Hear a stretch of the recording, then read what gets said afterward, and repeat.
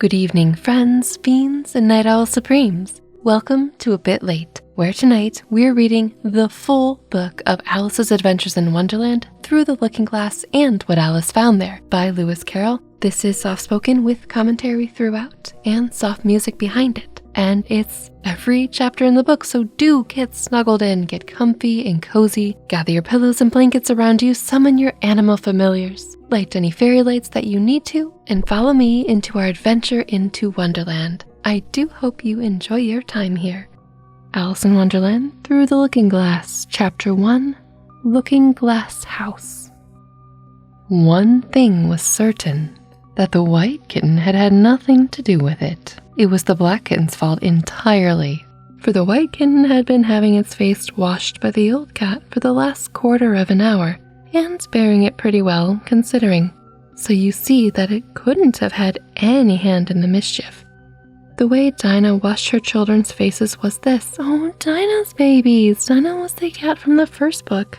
First, she held the poor thing down by its ears with one paw, and then with the other paw, she rubbed its face all over, the wrong way. Ooh, shudder. Beginning at its nose. And just now, as I said, she was hard at work on the one kitten, which was lying quite still and trying to purr, no doubt feeling that it was all meant for its good. But the other kitten had been finished with earlier in the afternoon.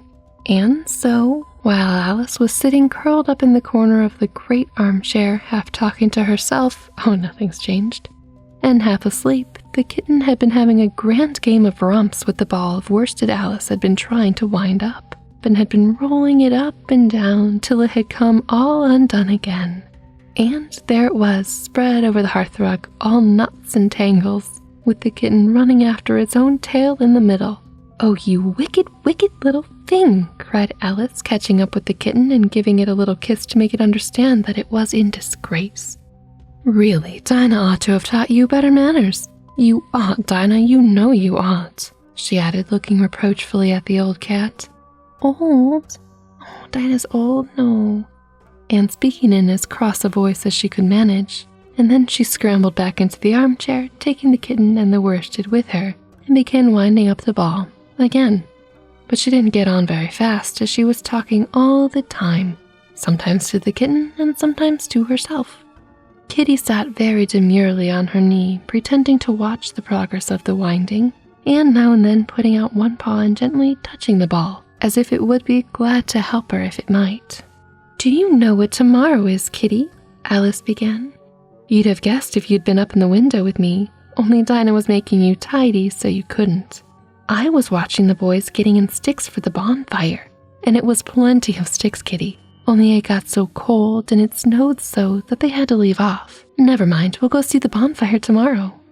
Here Alice wound 2 or 3 turns of the worsted around the kitten's neck, just to see how it would look. This led to a scramble, in which the ball rolled down upon the floor and yards of it got unwound again. "Do you know, I was so angry, Kitty," Alice went on as soon as they were comfortably settled again. "When I saw all the mischief that you had been doing, I was very nearly opening the window and putting you out into the snow, and you'd have deserved it, you mischievous little darling. What have you got to say for yourself? Now don't interrupt me," she went on, holding up one finger, but she just asked the cat. "Now don't interrupt me," she went on, holding up one finger. "I'm going to tell you all your faults." That should be fun. "Number 1, you squeaked twice when Dinah was washing your face this morning. Now you can't deny it, Kitty, I heard you." "What's that you say?" pretending that the kitten was speaking. "Her paw went into your eye? Well, that's your fault for keeping your eyes open. If you'd shut them tied up, it wouldn't have happened. Oh my God. Number 2, you pulled Snowdrop away by the tail just as I had put down the saucer of milk before her. What, you were thirsty, were you? How do you know she wasn't thirsty too? Now for number 3, you unwound every bit of worsted while I wasn't looking. That's 3 faults, Kitty, and you've not been punished for any of them yet. You know I'm saving up all your punishments for Wednesday week. Suppose they had saved up all my punishments," she went on, talking more to herself than the kitten. "What would they do at the end of a year? I should be sent to prison, I suppose, when the day came. Or, let me see, suppose each punishment was going to be without a dinner.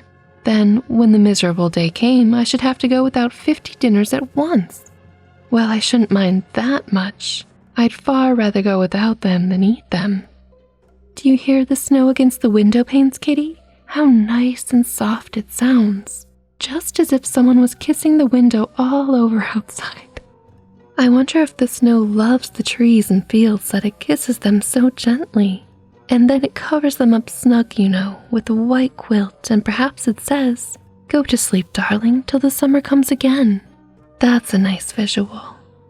And when they wake up in the summer, Kitty, they dress themselves in all green and dance about whenever the wind blows. Oh, that's very pretty, cried Alice, dropping the ball of worsted to clap her hands.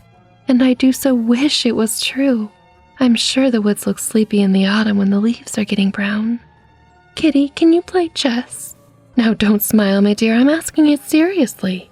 Because when we were playing just now, you watched just as if you understood it. And when I said check, you purred. Well, it was a nice check, Kitty, and I really might have won if it hadn't been for that nasty knight that came wriggling down among my pieces. Kitty dear, let's pretend. And here I wish I could tell you half the things Alice used to say, beginning with her favorite phrase, let's pretend. She had quite a long argument with her sister only the day before, all because Alice had begun with, let's pretend we're kings and queens. And her sister, who liked to be very exact, had argued that they couldn't, because there were only 2 of them, and Alice had been reduced to say at last, well, you can be one of them then, and I'll be the rest. And once she had really frightened her old nurse by shouting suddenly in her ear, Nurse, do let's pretend that I'm a hungry hyena and you're a bone. Oh, what? Why would you want? No. But this is taking us away from Alice's speech to the kitten. Let's pretend that you are the Red Queen, Kitty. Do you know, I think that if you sat up and folded your arms, you'd look exactly like her. Do try now, there's a dear. And Alice got the Red Queen off the table and set it up before the kitten as a model for it to imitate. However, the thing didn't succeed, principally, Alice said, because the kitten wouldn't fold its arms properly. She held it up into the looking glass that it might see how sulky it was. And if you're not good directly, Alice added, why do we have to be good? We're a kitten. It's a kitten. I'll put you into that looking glass house. How would you like that? Now, if you'll only attend, Kitty, and not talk so much, I'll tell you all my ideas about the looking glass house. First, there's a room you can see through the glass. That's just the same as our drawing room, only things go the other way. I can see all of it when I get upon a chair, all but the bit just behind the fireplace. Oh, I do so wish I could see that bit. I want so much to know whether they've a fire in the winter. You never can tell, you know, unless our fire smokes. And then the smoke comes up into that room too, but that may only just be pretense, just to make it look as if they had a fire. Well then, the books are something like our books, only the words go the wrong way. I know that because I've held up one of our books to the glass and then they hold up one in the other room. How would you like to live in the looking glass house, Kitty? I wonder if they'd give you milk in there? Perhaps looking glass milk isn't good to drink, but oh, Kitty, now we've come to the passage. You can just see a little peep of the passage in the looking glass house, if you leave the door of our drawing room wide open. And it's very like our passage as far as you can see, only you know it may be quite different on beyond. Oh, Kitty, how nice it would be if only we could get through to the looking glass house. I'm sure it's got, oh, such beautiful things in it. Let's pretend there's a way of getting through the glass into it somehow, Kitty. Let's pretend that the glass has got all soft like gauze and that we can get through. Why, it's turning into a sort of mist now, I declare. It'll be easy enough to get through. She was up on the chimney piece while she said this, though she hardly knew how she had got there. And certainly the glass was beginning to melt away, just like a bright silvery mist. In another moment, Alice was through the glass and had jumped lightly down into the looking-glass room. The very first thing she did was to look whether there was a fire in the fireplace, and she was quite pleased to find that there was a real one, blazing away as brightly as the one she had left behind. So I shall be warm here as I was in the old room, thought Alice. Did she bring the cat with her? Warmer, in fact, because there'll be no one here to scold me away from the fire. Oh, what fun it'll be when they see me through the glass in here and can't get at me. Then she began looking about and noticed that what could be seen from the old room was quite common and uninteresting, but that all the rest was as different as possible. For instance, the pictures on the wall next to the fire seemed to be all alive, and the very clock on the chimney-piece, you know that you can only see the back of it in the looking-glass, had got a face of a little old man and grinned at her. They don't keep this room so tidy as the other, Alice thought to herself as she noticed several of the chessmen down in the hearth among the cinders. But in another moment, with a little "oh" of surprise, she was down on her hands and knees watching them. The chessmen were walking about 2 and 2. "Here are the Red King and the Red Queen," Alice said in a whisper for fear of frightening them. "And there are the White King and the White Queen sitting on the edge of the shovel. And here are the 2 castles walking arm in arm. I don't think they can hear me," she went on as she put her head down closer, "and I'm nearly sure they can't see me. I feel somehow as if I were getting invisible." Here something began squeaking on the table behind Alice and made her turn her head just in time to see one of the white pawns roll over and begin kicking. "It is the voice of my child," the White Queen cried out as she rushed past the king so violently that she knocked him over among the cinders. "My precious Lily, my imperial kitten," and she began scrambling wildly up the side of the fender. "Imperial fiddlestick," said the king, rubbing his nose, which had been hurt by the fall. He had been right to be a little annoyed with the queen, for he was covered with ashes from head to foot. Alice was very anxious to be of use, and as the poor little Lily was nearly screaming herself into a fit, she hastily picked up the queen and set her on the table by the side of her noisy little daughter.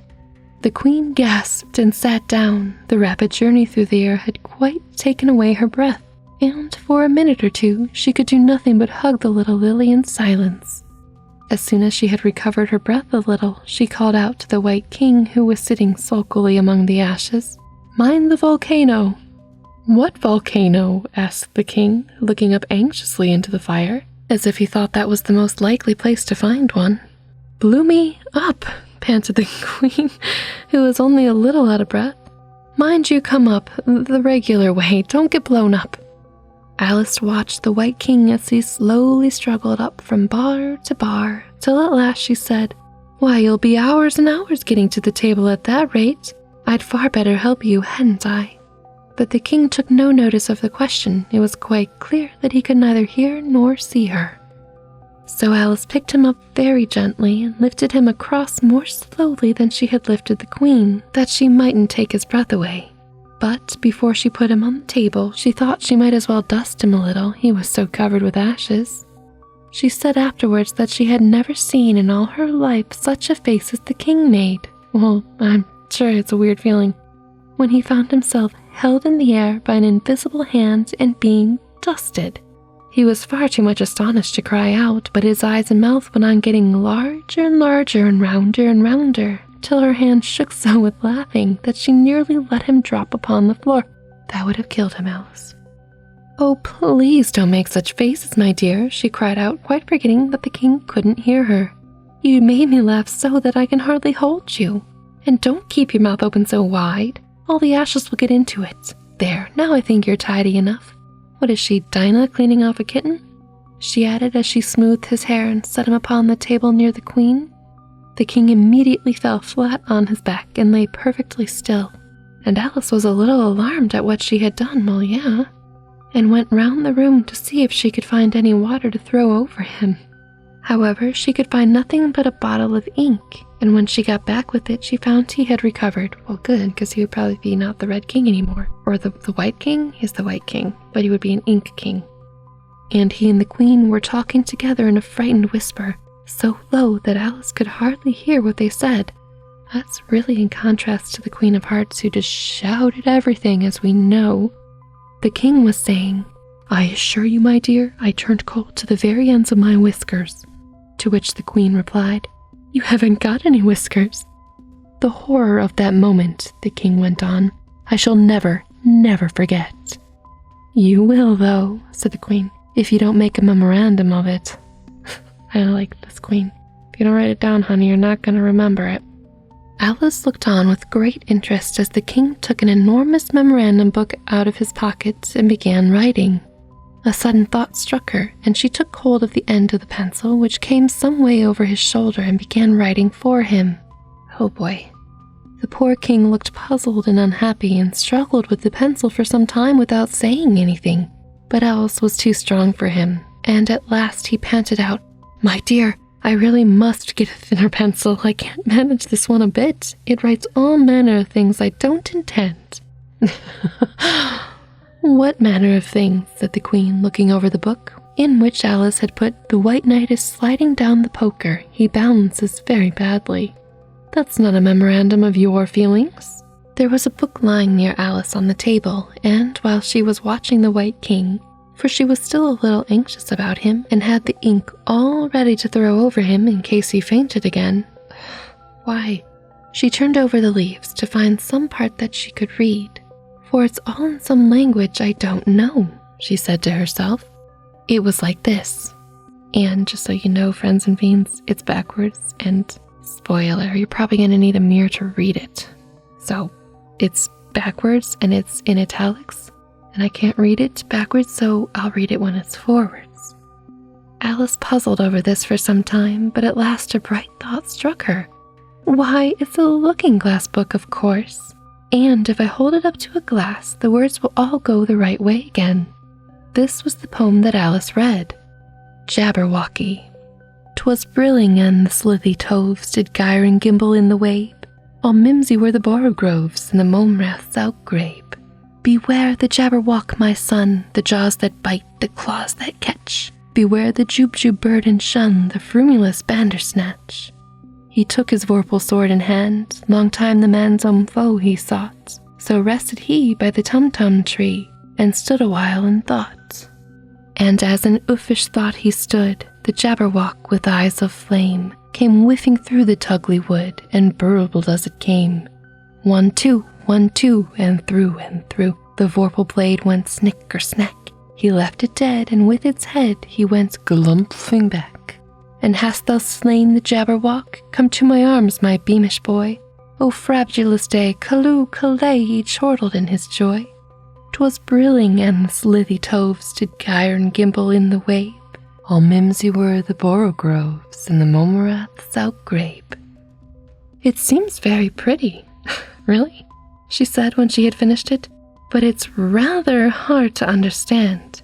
You see, she didn't like to confess, even to herself, that she couldn't make it out at all. Somehow it seems to fill my head with ideas, only I don't exactly know what they are. However, somebody killed something, that's clear at any rate. But oh, thought Alice, suddenly jumping up, if I don't make haste, I shall have to go back through the looking-glass before I've seen what the rest of the house is like. Let's have a look at the garden first. She has a thing for gardens. That's what she was trying to get to the whole time in the first book. The pretty garden. She was out of the room in a moment and ran down the stairs. Or at least it wasn't exactly running, but a new invention for getting downstairs quickly and easily, as Alice said to herself. She just kept the tips of her fingers on the handrail and floated gently down without ever touching the stairs. What? I want to do that with her feet. Then she floated on through the hall and would have gone straight out at the door in the same way if she hadn't caught hold of the doorpost. She was getting a little giddy with so much floating in the air and was rather glad to find herself walking again in the natural way. Through the Looking-Glass, Chapter 2, The Garden of Live Flowers. I should see the garden far better, said Alice to herself, if I could get to the top of that hill, and here's a path that leads straight to it. At least, no, it doesn't do that. After going a few yards along the path and turning several sharp corners, yeah, that's not straight to anything. But I suppose it will at last. But how curiously it twists. It's more like a corkscrew than a path. Well, this turn goes to the hill, I suppose. No, it doesn't. This goes straight back to the house. Well, then I'll try the other way. That's probably a good idea, but just think yourself to the garden, Alice. I know you can do it. And so she did. I'm not thinking herself, but just trying the different pathway. Wandering up and down and trying turn after turn, but always coming back to the house, do what she would. Indeed, when she turned a corner rather more quickly than usual, she ran against it before she could stop herself. "It's no use talking about it," Alice said, looking up at the house and pretending it was arguing with her. Oh, I kind of like that. "I'm not going in yet again. I know I should have to get through the looking glass again, back into the old room, and there'd be an end of all my adventures." She's resolutely not going home. She is on this adventure. She's in it to win it. So, resolutely turning her back upon the house, she set out once more down the path, determined to keep straight on till she got to the hill. For a few minutes, all went on well, and she was just saying, "I really shall do it this time," when the path gave a sudden twist and shook itself, as she described it afterwards, and the next moment she found herself actually walking in at the door. "Oh, it's too bad," she cried. "I never saw such a house for getting in the way, never." However, there was the hill full in sight, so there was nothing to be done but start again. I do love her determination. This time she came upon a large flower bed with a border of daisies and a willow tree growing in the middle. "Oh, Tiger Lily," said Alice, addressing herself to one that was waving gracefully about in the wind, "I wish you could talk." "We can talk," said the Tiger Lily, "when there's anybody worth talking to." My, it's like the flower garden in the Snow Queen story by Hans Christian Andersen. Alice was so astonished that she could not speak for a minute. It seemed quite to take her breath away. At length, as the Tiger Lily only went on waving about, she spoke again in a timid voice, almost a whisper. "And can all the flowers talk?" "As well as you can," said the Tiger Lily, and a great deal louder. "It isn't manners for us to begin, you know," said the Rose, "and I really was wondering when you'd speak," said I to myself. "Her face has got some sense in it, though it's not a clever one." "Oh, burn, Rose." "Still, you're the right color, and that goes a long way." "What does that even mean?" "Oh, boy." "Okay." "I don't care about the color," the Tiger Lily remarked. "If only her petals curled up a little more, she'd be all right." Alice didn't like being criticized, so she began asking questions. "Aren't you sometimes frightened at being planted out here with nobody to take care of you?" "There's the tree in the middle," said the Rose. "What else is it good for?" "But what could it do if any danger came?" asked Alice. What danger is she imagining that anybody would be able to help the flower beds out of? Oh no, here's a freak thunderstorm. Quick, uproot the plants and move them inside? That doesn't make sense. Maybe she knows something I don't. It's highly likely I am not a good plant mom. I try. I really do try. Actually, I've had some success this year, but we're not here to hear about that right now. We're here to hear about the Garden of Live flowers. Anyway, and they're talking about how useful the tree is. It says, "Bow wow," cried a daisy. "That's why its branches are called boughs." What? "Didn't you know that?" cried another daisy, and here they all began shouting together till the air seemed quite full of little shrill voices. "Silence, every one of you," cried the tiger lily, waving itself passionately from side to side and trembling with excitement. "They know I can't get at them," it panted, bending its quivering head towards Alice, "or they wouldn't dare to do it." "Never mind," said Alice in a soothing tone, and stooping down to the daisies, who were just beginning again, she whispered, "If you don't hold your tongues, I'll pick you." Alice. There was silence in a moment, and several of the pink daisies turned white. "That's right," said the tiger lily. "The daisies are worst of all. When one speaks, they all begin together, and it's enough to make one wither to hear the way they go on." "Really? How is it that you can all talk so nicely?" Alice said, hoping to get it into a better temper by a compliment. "I've been in many gardens before, but none of the flowers could talk."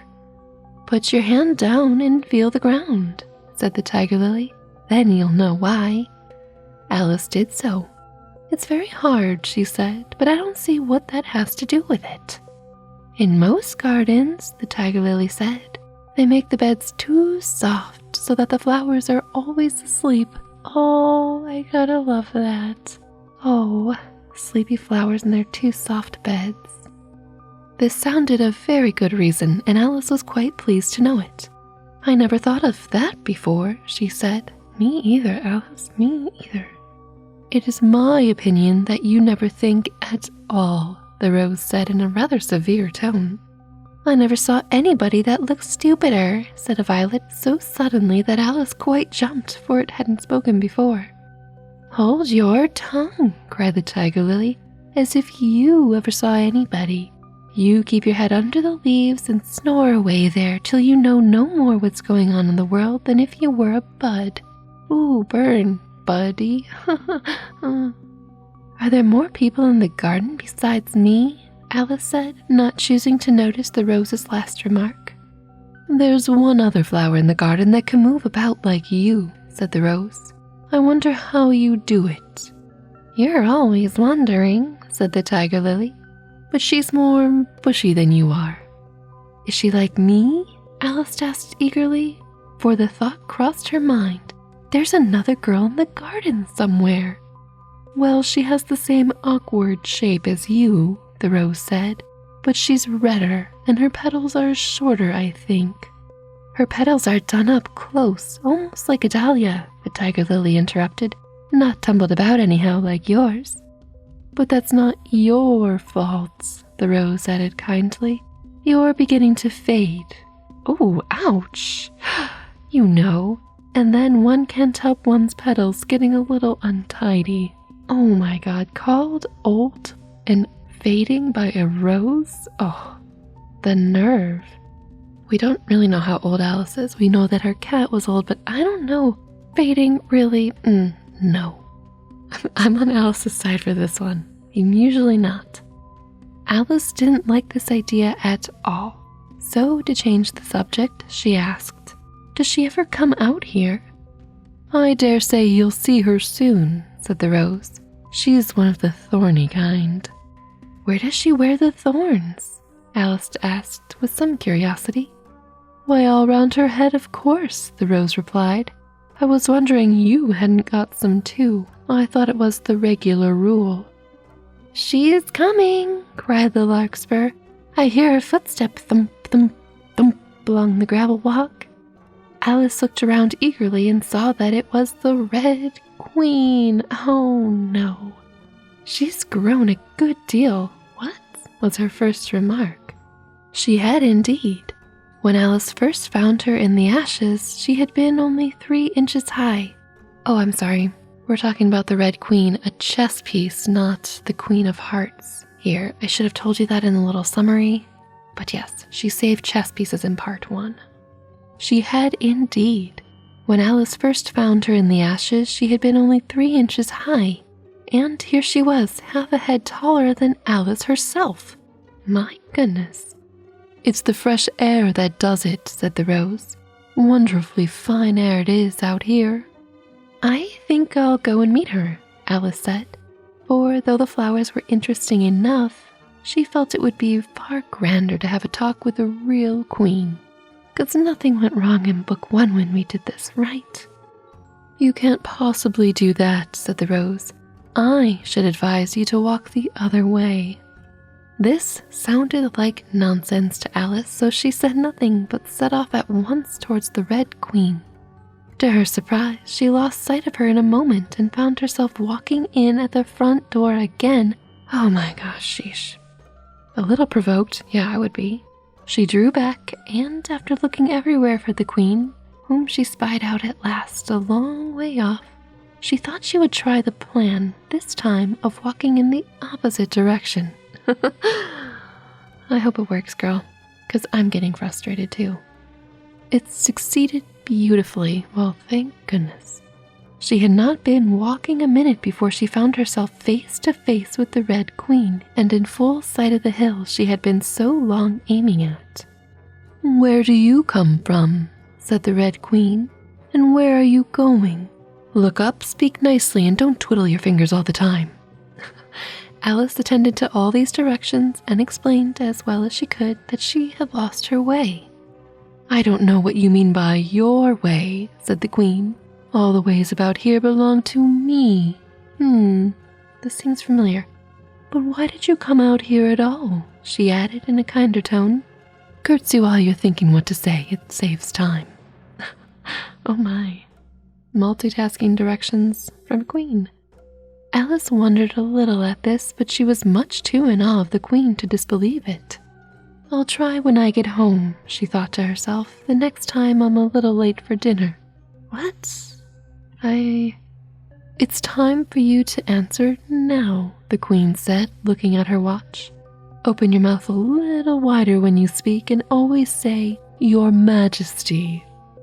"I only wanted to see what the garden was like, Your Majesty."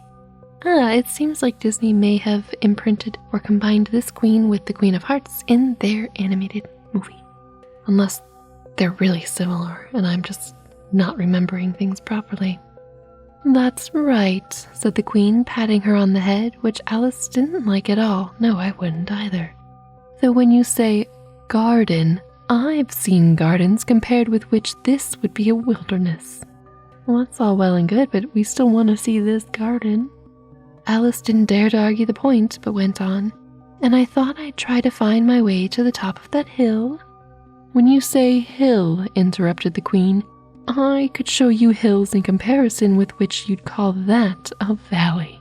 "Oh, I'm so sure." "No, I shouldn't," said Alice, surprised into contradicting her at last. "A hill can't be a valley, you know. That would be nonsense." Oh, there she is, the snarky Alice we know and love? Question? Impertinent, maybe not snarky, impertinent. And oblivious?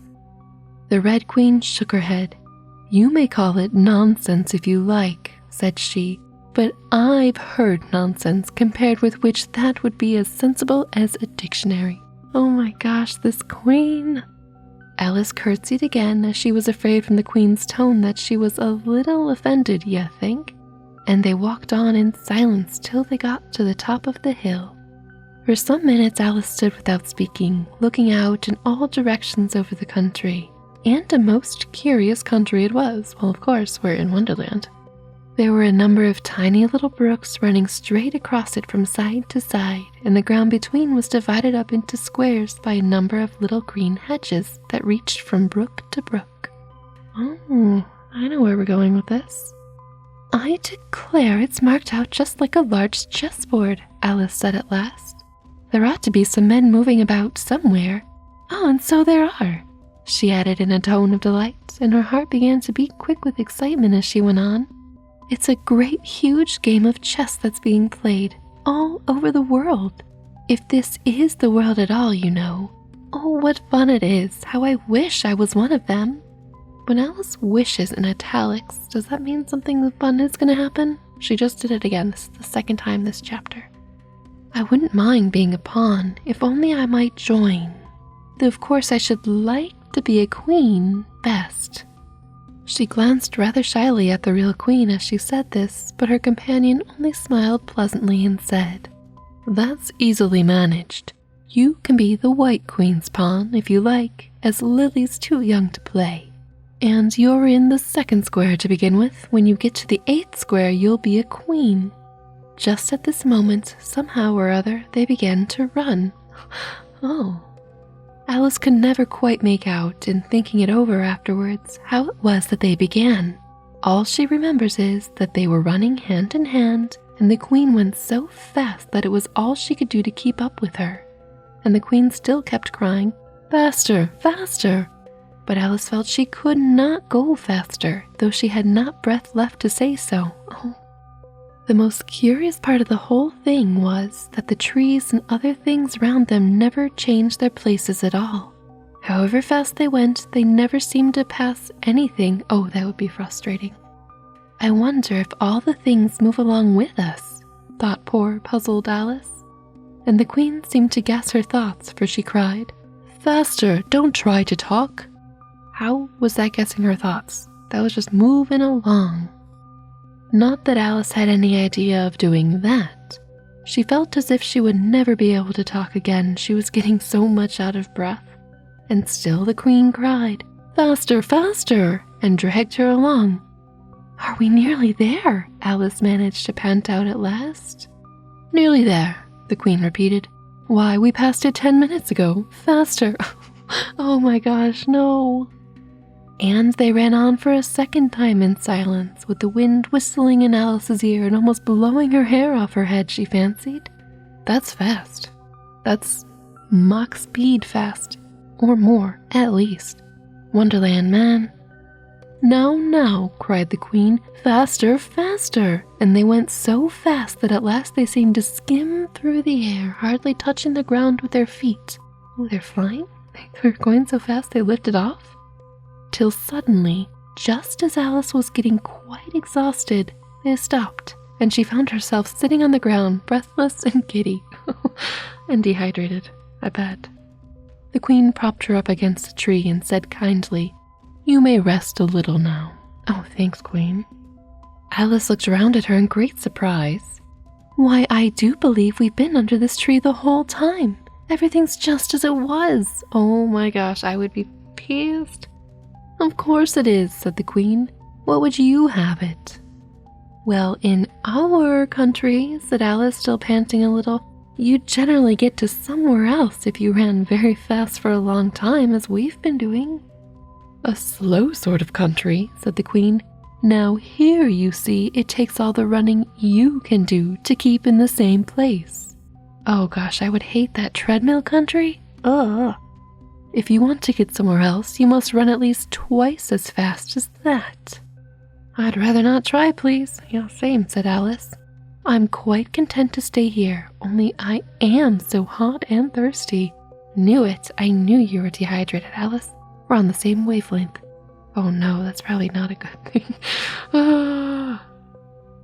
"I know what you'd like," the queen said good-naturedly, taking a little box out of her pocket. "Have a biscuit?" "Have a biscuit, Potter?" Alice thought it would not be civil to say no, but that wasn't at all what she wanted. So she took it and ate it as well as she could, and it was very dry. And she thought she had never been so nearly choked in all of her life. Ugh, eating anything when you're dehydrated is terrible. Cookies? Imagine like a scone, that would be the worst. Poor Alice. Maybe I like a little bit more mature Alice better. She was really annoying in the first book, but she's not so bad. Well, she's kind of bad so far. "Well, you're refreshing yourself," said the queen. "I'll just take the measurements." What? And she took a ribbon out of her pocket, marked in inches, and began measuring the ground and sticking little pegs in here and there. Not where I thought. "At the end of 2 yards," she said, putting in a peg to mark the difference, "I shall give you your directions. Have another biscuit?" Oh gosh. "No, thank you," said Alice. "One's quite enough." "Thirst quenched, I hope?" Oh my gosh. No, you have no idea about this, queen. Alice did not know what to say to this, but luckily the queen did not wait for an answer but went on. "At the end of 3 yards I shall repeat them, for fear of you forgetting them, and at the end of 4 I shall say goodbye, and at the end of 5 I shall go." What are we even doing right now? She had got all the pegs in by this time, and Alice looked on with great interest as she returned to a tree and then slowly began walking down the row. At the 2-yard peg, she faced round and said, "A pawn goes 2 squares in its first move, you know, so you'll go very quickly through the 3rd square, by railway I should think, and you'll find yourself in the 4th square in no time. Well, that square belongs to Tweedledum and Tweedledee. The 5th is mostly water, the 6th belongs to Humpty Dumpty, but you make no remark?" I didn't know I had to make one just then," Alice faltered out. What? "You should have said, 'It's extremely kind of you to tell me all this.' However, we'll suppose it said, 'The 7th square is all forest. However, one of the knights will show you the way. And in the 8th square we shall be queens together, and it's all feasting and fun.'" Alice got up and curtsied and sat down again. At the next peg the queen turned again, and this time she said, "Speak in French when you can't think of the English for a thing." Turn out your toes as you walk and remember who you are. Oh boy. She did not wait for Alice to curtsy this time, but walked on quickly to the next peg, where she turned for a moment to say goodbye and then hurried on to the last. How it happened, Alice never knew, but exactly as she came to the last peg, she was gone. Whether she vanished into the air or whether she ran quickly into the wood, and she can run very fast, thought Alice. There was no way of guessing, but she was gone. And Alice began to remember that she was a pawn and that it would soon be time for her to move. Chapter 3, Looking Glass Insects. Of course, the first thing to do was to make a grand survey of the country she was going to travel through. It's something very like learning geography, thought Alice as she stood on her tiptoes in hopes of being able to see a little further. Principal rivers, there are none. Principal mountains, I'm on the only one, but I don't think it's got any name. She could ask. Principal towns, why, what are those creatures making honey down there? They can't be bees. Nobody ever saw bees a mile off, you know. Unless there's a swarm, maybe. And for some time she stood silent, watching one of them that was bustling about the flowers, poking its proboscis into them, just as if it was a regular bee, thought Alice. However, this was anything but a regular bee. In fact, it was an elephant. That is not a regular bee. As soon as Alice found out, though the idea quite took her breath away at first. And what enormous flowers they must be, was her next idea. Something like cottages with the roofs taken off and the stalks put to them, and what quantities of honey they must make. I think I'll go down and... No, I won't just yet, she went on, checking herself as she was beginning to run down the hill, and trying to find some excuse for turning shy so suddenly. Yes, that is very much unlike Alice. She's very brash, and she just crashes into every party she sees like it's no big deal. So the fact that she's second-guessing is quite a thing, I will say. It'll never do to go down among them without a good long branch to brush them away. What? And what fun it'll be when they ask me how I like my walk. Why would they ask her that? I shall say, oh, I like it well enough. Here came the favorite little toss of the head. Only it was so dusty and hot, and the elephants did tease so.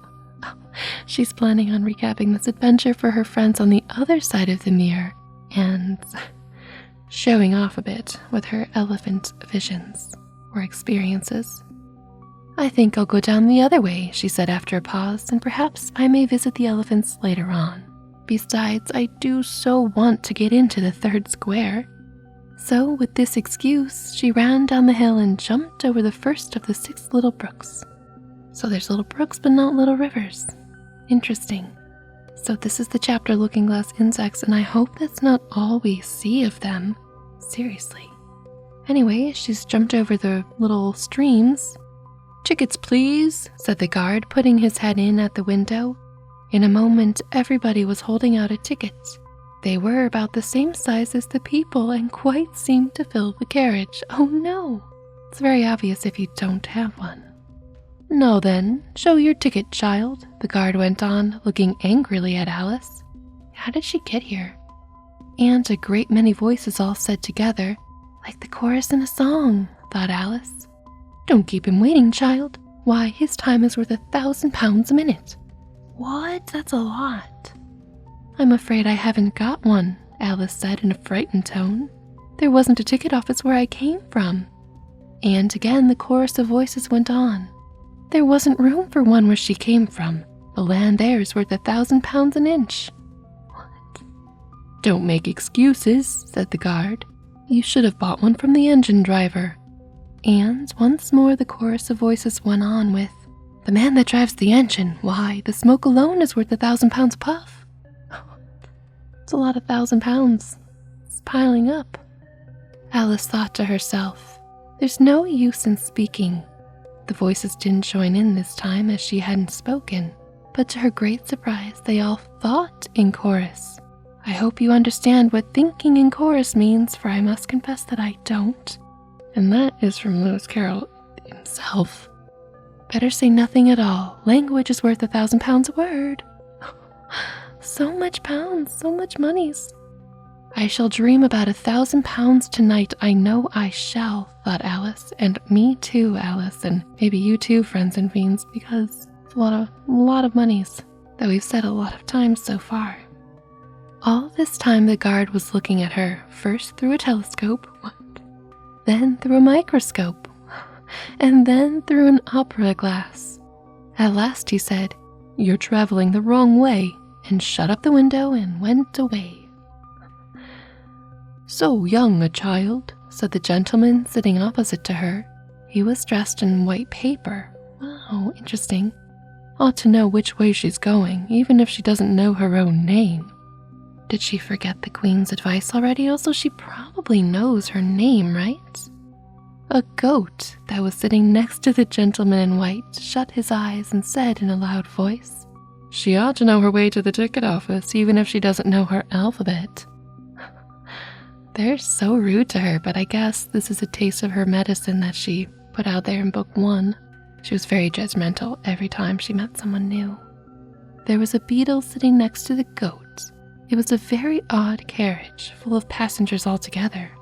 And as the rule seemed to be that they should all speak in turn, he went on with, "She'll have to go back from here as luggage."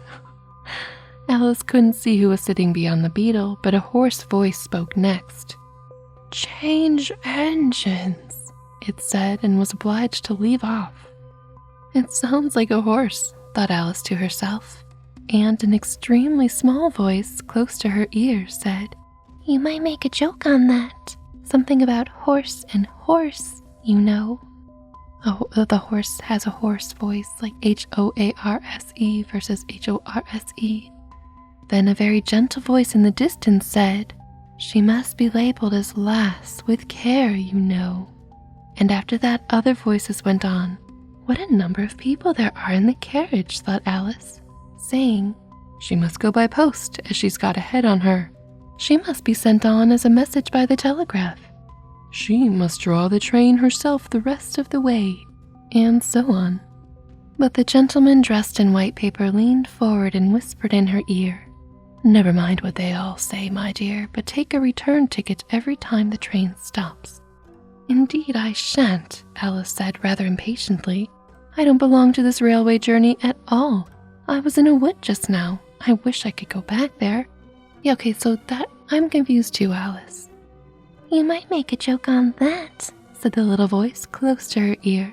"Something about you would if you could, you know." Oh, like would and would, could, should. Funny little voice, funny. "Don't tease so," said Alice, looking about in vain to see where the voice came from. "If you're so anxious to have a joke made, why don't you make one yourself?" That's a good point. It's like the little voice has an idea for a joke, but just can't put it together. The little voice sighed deeply. It was very unhappy, evidently, and Alice would have said something pitying to comfort it. If it would only sigh like other people, she thought. What? But this was such a wonderfully small sigh that she wouldn't have heard it at all if it hadn't come quite close to her ear. Oh, that's adorable. The consequence of this was that it tickled her ear very much and quite took off her thoughts from the unhappiness of the poor little creature. So she's so delighted with this sigh that she doesn't think to comfort the little thing. "Oh, buddy." "I know you are a friend," the little voice went on. "A dear friend and an old friend, and you won't hurt me, though I am an insect." "Oh, here's some more looking glass insects. Yay!" What kind of insect? Alice inquired a little anxiously. What she really wanted to know was whether it could sting or not, but she thought this wouldn't be quite a civil question to ask. "What? Then you don't," the little voice began, when it was drowned by a shrill scream from the engine and everybody jumped up in alarm, Alice among the rest. The horse, who had put his head out the window, quietly drew it in and said, "It's only a brook we have to jump over." Everybody seemed satisfied with this, though Alice felt a little nervous at the idea of trains jumping at all. I'm with you there, Alice. "However, it'll take us into the 4th square, so that's some comfort," she said to herself. So little brooks are separating the squares. In another moment, she felt the carriage rise straight up into the air, and in her fright, she caught at the thing nearest to her, which happened to be the goat's beard. And I'm sure you didn't like that very much at all. But the beard seemed to melt away as she touched it, and she found herself sitting quietly under a tree. Wow, There are little stars in the book that let us know that there's a magical transitioning happening. It also happened after we avoided the elephant bees and were on the train. So, the magical stars appeared, the beard melts away as she touched it, and she found herself sitting quietly under a tree, while the gnat, for that was the insect she had been talking to, was balancing itself on a twig just over her head and fanning her with its wings. Oh, baby buddy. It certainly was a very large gnat, about the size of a chicken. Alice thought, what? It's not a little buddy, that's a big buddy. Oh, still, she couldn't feel nervous with it after they had been talking together so long, right? Like 3 sentences worth of so long. Anyway, then you don't like all insects? The gnat went on as quietly as if nothing had happened. I like them when they can talk, Alice said. None of them ever talk where I come from. What sort of insects do you rejoice in where you come from? The gnat inquired. Always like the guy from Animal Crossing where he just loves the bugs and sculpts them. Oh, little red lizard, enjoying and rejoicing in bugs. I don't rejoice in insects at all, Alice explained, because I'm rather afraid of them, at least the large kinds, but I can tell you the names of some of them. Of course they answer to their names, the gnat remarked carelessly. I never knew them to do it. What's the use of their having names, the gnat said, if they won't answer to them? No use to them, Alice said, but it's useful to the people who name them, I suppose. If not, why do things have names at all? I can't say, the gnat replied. Further on in the wood down there, they've got no names. However, go on with your list of insects. You're wasting time. Well, there's the horsefly, Alice began, counting off the names on her fingers. She's gonna run out of fingers. All right, said the gnat. Halfway up that bush, you'll see a rocking horsefly. If you look, it's made entirely of wood and gets about by swinging itself from branch to branch. What does it live on? Alice asked with great curiosity. Sap and sawdust, said the gnat. Go on with the list. Alice looked up at the rocking horsefly with great interest and made up her mind that it must have just been repainted. It looked so bright and sticky, and then she went on. And there's the dragonfly. Look on the branch above your head, said the gnat, and there you'll find a snap dragonfly. Its body is made of plum pudding, its wings of holly leaves, and its head is a raisin burning in brandy. What? That sounds like a painful head, but these are really interesting insects. And what does it live on? Oh, poor Alice is just asking to make sure that they're not going to eat her, I think. Frumenti and mince pie, the gnat replied, and it makes its nest in a Christmas box. And then there's the butterfly, Alice went on after she had taken a good look at the insect with its head on fire. Oh, ouch. And had thought to herself, I wonder if that's the reason insects are so fond of flying into candles, because they want to turn into snap dragonflies. Interesting thought, Alice. Crawling at your feet, said the gnat. Alice drew her feet back in some alarm. You may observe a bread and butterfly. Its wings are thin slices of bread and butter. Its body is a crust, and its head is a lump of sugar. Oh. And what does it live on? Weak tea with cream in it. A new difficulty came into Alice's head. Supposing it couldn't find any? Oh, don't be afraid, Alice. Then it would die, of course. But that must happen very often, Alice remarked thoughtfully. It always happens, said the gnat. Oh. After this, Alice was silent for a minute or two, pondering. The gnat amused itself meanwhile by humming round and round her head. At last it settled again and remarked, I suppose you don't want to lose your name?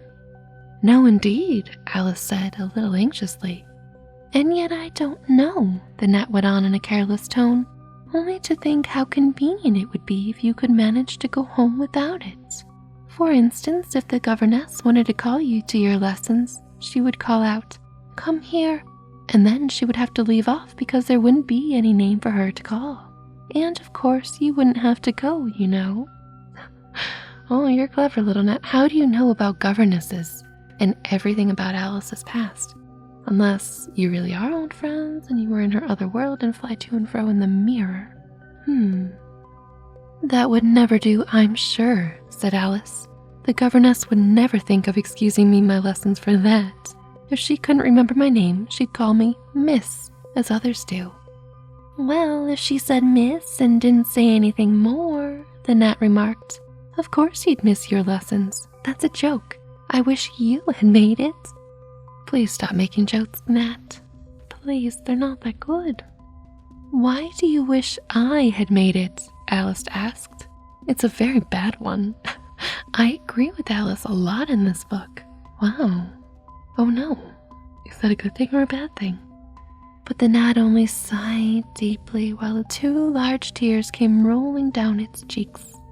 You shouldn't make jokes, Alice said, if it makes you so unhappy. Yeah, do what you love. Then came another one of those melancholy little sighs, and this time the poor gnat really seemed to have sighed itself away, for when Alice looked up there was nothing whatever to be seen on the twig, and she was getting quite chilly with sitting so long, she got up and walked on. So the little gnat sighs itself out of existence, and Alice was just like, sweet, I'm cold, so I'm gonna get up and walk. Cool. She very soon came to an open field with the wood on the other side of it. It looked much darker than the last wood, and Alice felt a little timid about going into it. However, on second thoughts, she made up her mind to go on, for I certainly won't go back, she thought to herself, and this was the only way to the 8th square. This must be the wood, she said thoughtfully to herself, where things have no names. I wonder what'll become of my name when I go in. I shouldn't like to lose it at all, because they'd have to give me another, and it would be almost certain to be an ugly one. But Alice could pick her own name and make it whatever she wants, and it would be really cool, maybe? But then the fun would be trying to find the creature that had got my old name. Are they passing around names? That's just like the advertisements, you know, when people lose dogs. Answers to the name of Dash, and head on a brass collar. Just fancy calling everything you met Alice till one of them answered, only they wouldn't answer at all if they were wise. She was rambling on in this way when she reached the wood. It looked very cool and shady. Well, at any rate, that's a great comfort, she said as she stepped under the trees. After being so hot to get into what? First of all, I thought she was chilly and needed to walk. But she was running in the previous chapter, but she walks into the woods and doesn't remember what she walked into. She went on, rather surprised at not being able to think of the word. Ooh, I relate to this. I mean, to get under this, you know, putting her hand on the trunk of a tree. What does it call itself, I wonder? I do believe it's got no name. Why, to be sure it hasn't. She stood silent for a minute, thinking, and then suddenly began again. Then it really has happened after all. And now who am I?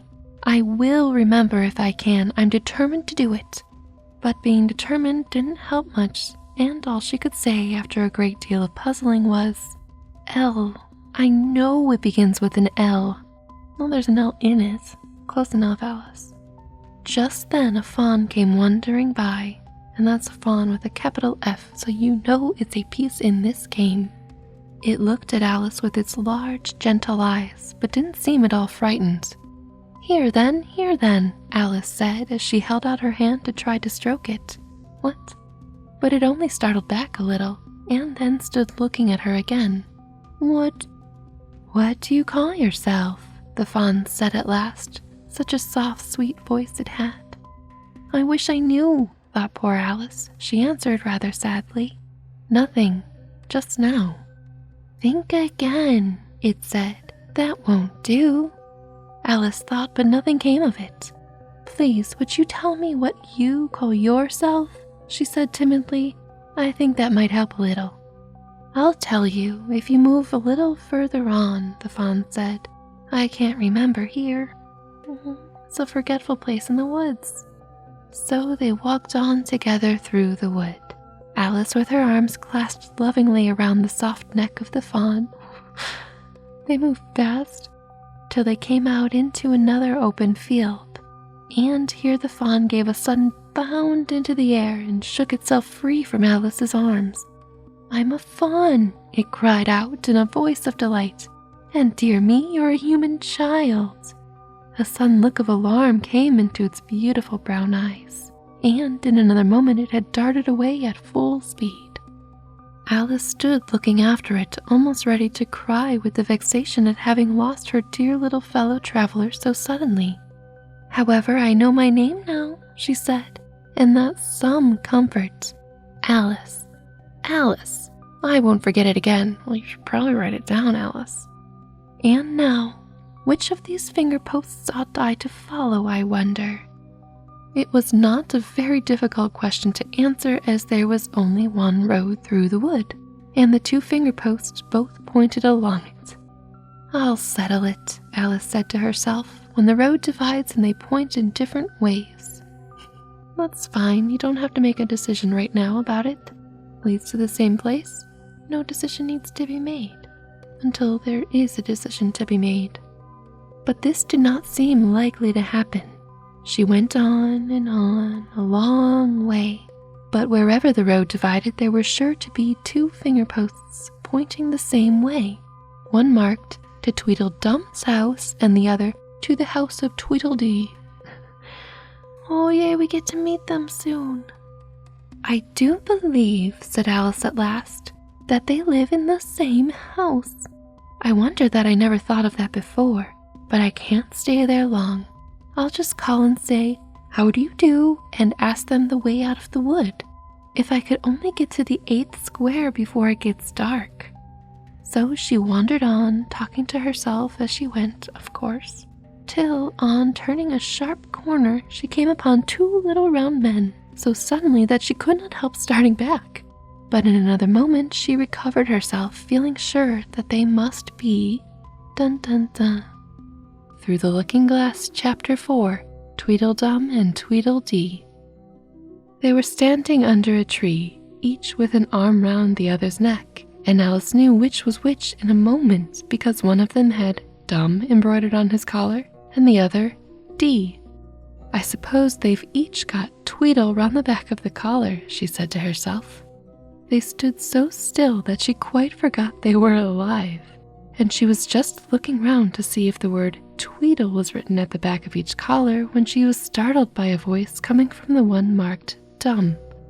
If you think we're waxworks, he said, you ought to pay, you know. Waxworks weren't made to be looked at for nothing nohow.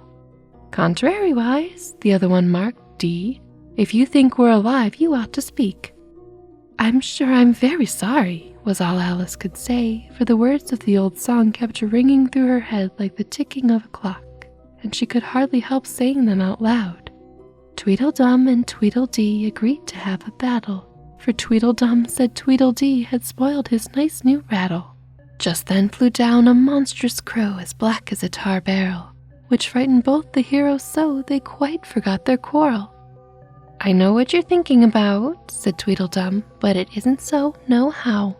Contrariwise, continued Tweedledee, if it was so, it might be, and if it were so, it would be, but as it isn't, it ain't. That's logic. Oh no. I was thinking, Alice said very politely, which is the best way out of the wood? It's getting so dark. Would you please tell me? But the little men only looked at each other and grinned. Oh no. They looked so exactly like a couple of great schoolboys that Alice couldn't help pointing her finger at Tweedledum and saying, First boy. Why do you do this, Alice? No how, Tweedledum cried out briskly and shut his mouth up again with a snap. "Next boy," said Alice, passing on to Tweedledee, though she felt quite certain he would only shout out, "Contrariwise," and so he did. "You've been wrong," cried Tweedledum. "The first thing in a visit is to say, 'How do you do?' and shake hands," like the song from the Disney movie. And here the two brothers gave each other a hug, and then they held out the two hands that were free to shake hands with her. Alice did not like shaking hands with either of them first for fear of hurting the other one's feelings. Rightly so, Alice. So, as the best way out of the difficulty, she took hold of both hands at once. The next moment they were dancing round a ring. This seemed quite natural, she remembered afterwards, and she was not even surprised to hear music playing. It seemed to come from the tree under which they were dancing, and it was done, as well she could make out, by the branches rubbing one across the other like fiddles and fiddlesticks. Oh, that's awesome. But it certainly was funny, Alice said afterwards when she was telling her sister the history of all of this, to find myself singing, "Here we go round the mulberry bush." I don't know when I began it, but somehow I felt as if I'd been singing it a long, long time. The other two dancers were very soon out of breath. 4 times round is enough for one dance, Tweedledum panted out, and they left off dancing as suddenly as they had begun. The music stopped at the same moment. Then they let go of Alice's hands and stood looking at her for a minute. There was rather an awkward pause, as Alice didn't know how to begin a conversation with people she had just been dancing with. No, where are the social rules? I'm all messed up. It would never do to say, "How do you do now?" she said to herself. "We've seemed to have gotten beyond that somehow." "I hope you're not much tired," she said at last. "No, how, and thank you very much for asking," said Tweedledum. "So much obliged," added Tweedledee. "You like poetry?" Yes, pretty well, some poetry," Alice said doubtfully. She's had bad experiences with poetry up to this point, probably, especially in the first book. "Would you tell me which road leads out of the wood?" I appreciate her trying to dodge and get out of the woods. "What shall I repeat to her?" said Tweedledee, looking round at Tweedledum with great solemn eyes and not noticing Alice's question. Well, that's not very good. "The Walrus and the Carpenter is the longest." "Oh no," Tweedledum replied, giving his brother an affectionate hug. "Oh, I love how cute they are." Tweedledum began instantly. "The sun was shining." Here Alice ventured to interrupt him. "If it is very long," she said as politely as she could, "would you please tell me first which road—" Tweedledee smiled gently and began again. Oh no. "The sun was shining on the sea, shining with all his might. He did his very best to make the billows smooth and bright. And this was odd because it was the middle of the night. The moon was shining sulkily because she thought the sun had got no business to be there after the day was done. It is very rude of him," she said, "to come and spoil the fun. The sea was wet as wet could be, the sands were dry as dry. You could not see a cloud because no cloud was in the sky. No birds were flying overhead, there were no birds to fly. The Walrus and the Carpenter were walking close at hand. They wept like anything to see such quantities of sand. If this were only cleared away, they said, it would be grand. If 7 maids with 7 mops swept it for half a year, do you suppose, the Walrus said, that they could get it clear? I doubt it, said the Carpenter, and shed a bitter tear. I like how 7's in this poem too, it's everywhere in fairy tales. Oh, oysters, come and walk with us, the Walrus did beseech. A pleasant walk, a pleasant talk along the briny beach. We cannot do with more than 4 to give a hand to each. The eldest oyster looked at him, but never a word he said. The eldest oyster winked his eye and shook his heavy head, meaning to say he didn't choose to leave the oyster bed. But 4 young oysters hurried up, all eager for the treat. Their coats were brushed, their faces washed, their shoes were clean and neat. And this was odd because, they hadn't any feet. 4 other oysters followed them, and yet another 4. And thick and fast they came at last, and more and more and more. all hopping through the frothy waves and scrambling to the shore.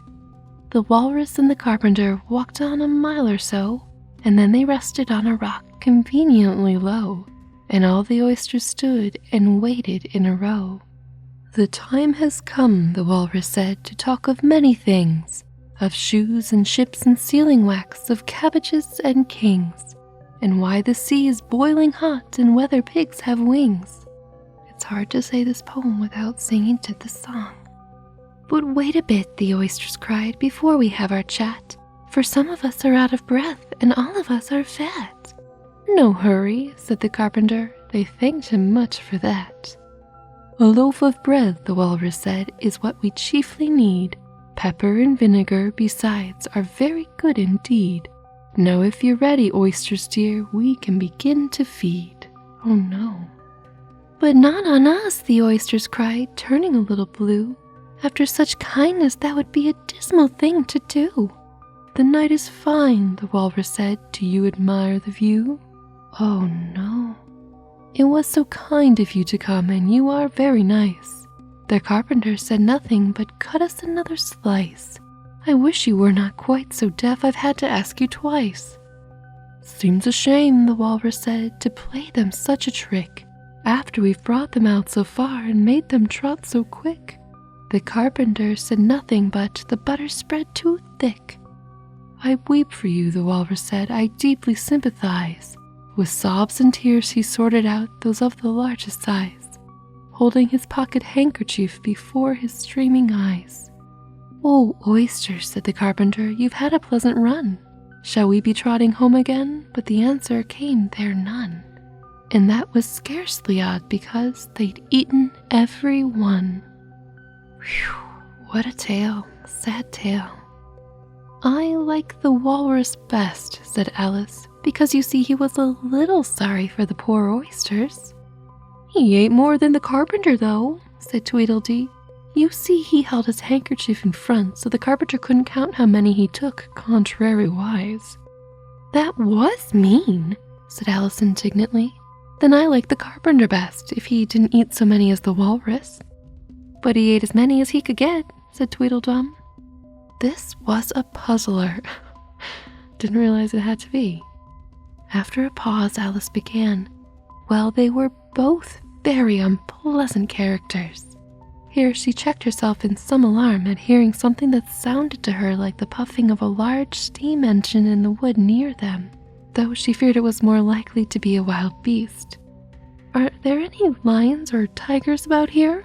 she asked timidly. "It's only the Red King snoring," said Tweedledee. "Come and look at him," the brothers cried, and they each took one of Alice's hands and led her up to where the king was sleeping. Oh, poor guy sleeps and snores so loudly. "Isn't he a lovely sight?" said Tweedledum. Alice couldn't say honestly that he was. He had a tall red nightcap on with a tassel, and he was lying crumpled up in a sort of untidy heap and was snoring loud. "Fit to snore his head off," as Tweedledum remarked. "I'm afraid he'll catch cold with lying on the damp grass," Alice said, who was a very thoughtful little girl. "Oh, thank you for that, Lewis Carroll." "He's dreaming now," said Tweedledee, "and what do you think he's dreaming about?" Alice said, "Nobody can guess." "Why, about you!" Tweedledee exclaimed, clapping his hands triumphantly. "And if he left off dreaming about you, where do you suppose you'd be?" "Where I am now, of course," said Alice. "Not you," Tweedledee retorted contemptuously. "You'd be nowhere. Why, you're only a sort of thing in his dream." "Oh, that's pretty trippy now." "These are usually her dreams, not someone else's dreams. She's not the anime protagonist." "If that there king was to wake," added Tweedledum, "you'd go out, bang, just like a candle." "I shouldn't," Alice exclaimed indignantly. "Besides, if I'm only a sort of thing in his dream, what are you, I should like to know?" "Ditto," said Tweedledum. "Ditto, ditto," cried Tweedledee. "Oh no, they're not Pokemon, are they?" He shouted this so loud that Alice couldn't help saying, "Hush, you'll be waking him, I'm afraid, if you make so much noise." "Well, it's no use your talking about waking him," said Tweedledum. when you're only one of the things in his dream? You know very well you're not real." "I am real," said Alice, and began to cry. "You won't make yourself a bit realer by crying," Tweedledee remarked. "There's nothing to cry about." "If I wasn't real," Alice said, half laughing through her tears, it all seemed so ridiculous. I know, right? "I shouldn't be able to cry." "What?" "I hope you don't suppose those tears are real," Tweedledum interrupted in a tone of great contempt. "I know they're talking nonsense," Alice thought to herself, "and it's foolish to cry about it." So she brushed away her tears and went on as cheerfully as she could. "Wow, thick skin, little Alice. At any rate, I'd be better getting out of the wood, for it's really coming on very dark. Do you think it's going to rain?" Tweedledum spread a large umbrella over himself and his brother and looked up into it. "No, I don't think it is," he said. "At least not under here, nohow. But it may rain outside?" "It may, if it chooses," said Tweedledee. "We've no objection, contrariwise." Selfish things, thought Alice, as she was just going to say good night and leave them, when Tweedledum sprang out from under the umbrella and seized her by the wrist. "Do you see that?" he said in a voice choking with passion, and his eyes grew large and yellow all in a moment as he pointed with a trembling finger at a small white thing lying under the tree. "It's only a rattle," said Alice, after a careful examination of the little white thing. "Not a rattlesnake, you know," she added hastily, thinking that he was just frightened. "Only an old rattle, quite old and broken." "I knew it was," cried Tweedledum, beginning to stamp about wildly and tear his hair. "It's spoiled, of course." Here he looked at Tweedledee, who immediately sat down on the ground and tried to hide himself under the umbrella. "Oh, buddy." Alice laid her hand upon his arm and, in a soothing tone, said, "You needn't be so angry about an old rattle." "But it wasn't old," Tweedledum cried in a greater fury than ever. "It's new, I tell you. I bought it yesterday. It's my nice new rattle." And his voice rose to a perfect scream, which I am not doing now. All this time Tweedledee was trying his best to fold up the umbrella with himself in it. Oh no! Which was such an extraordinary thing to do that it quite took off Alice's attention from the angry brother. But he couldn't quite succeed, and it ended in his rolling over, bundled up in the umbrella with only his head out. Poor guy. And there he lay, opening and shutting his mouth and his large eyes, looking more like a fish than anything else, Alice thought. "Of course you agree to have a battle," Tweedledum said in a calmer tone. "I suppose so," the other sulkily replied, as he crawled out of the umbrella. "Only she must help us to dress up, you know." So the two brothers went off hand in hand into the wood and returned in a minute with their arms full of things, such as bolsters, blankets, hearth rugs, tablecloths, dish covers, and coal scuttles. Gotta get a coal scuttle. "I hope you're a good hand at pinning and tying strings," Tweedledum remarked. "Every one of these things has got to go on somehow or other." Alice said afterward she had never seen such a fuss made about anything in all her life. Oh no. The way those two bustled about, and the quantity of things they put on, and the trouble they gave her in tying strings and fastening buttons. "Really, they'll be more like bundles of old clothes than anything else by the time they're ready," she said to herself as she arranged a bolster round the neck of Tweedledee, to keep his head from being cut off, as he said. "You know," he added very gravely, "it's one of the most serious things that can possibly happen to one in a battle, to get one's head cut off. I don't doubt that." Alice laughed aloud, but she managed to turn it into a cough for fear of hurting his feelings. "Do I look very pale?" said Tweedledum, coming up to have his helmet tied on. He called it a helmet, though it certainly looked more like a saucepan. Aww. And I wonder if that's where, the Disney animation got the saucepan on the Carpenter's head in their little animated version of that song. Tying it all together. I love this, though. "Well, yes, a little," Alice replied gently. "I'm very brave generally," he went on in a low voice. "Only today I happen to have a headache." "And I've got a toothache," said Tweedledee, who had overheard the remark. "I'm far worse off than you." "Then you'd better not fight today," Alice said, thinking it a good opportunity to make peace. "Diplomatic Alice, you go." "We must have a bit of a fight, but I don't care about going on long," said Tweedledum. "What's the time now?" Tweedledee looked at his watch and said, 4:30. "Let's fight till 6 and then have dinner," said Tweedledum. Clearly this is not a fight to the death if they're planning on having a dinner afterwards. "Very well," the other said rather sadly, "and she can watch us, only you'd better not come very close," he added. "I generally hit everything I can see when I get really excited." "Oh no." "And I hit everything within reach," cried Tweedledum, "whether I can see it or not." Nana and a Boo-Boo, brothers one-upping each other. Alice laughed. "You must hit the trees pretty often, I should think," she said. Tweedledum looked round him with a satisfied smile. "I don't suppose," he said, "that there'll be a tree left standing for ever so far around by the time we've finished." "And all about a rattle," said Alice, still hoping to make them a little ashamed of fighting for such a trifle.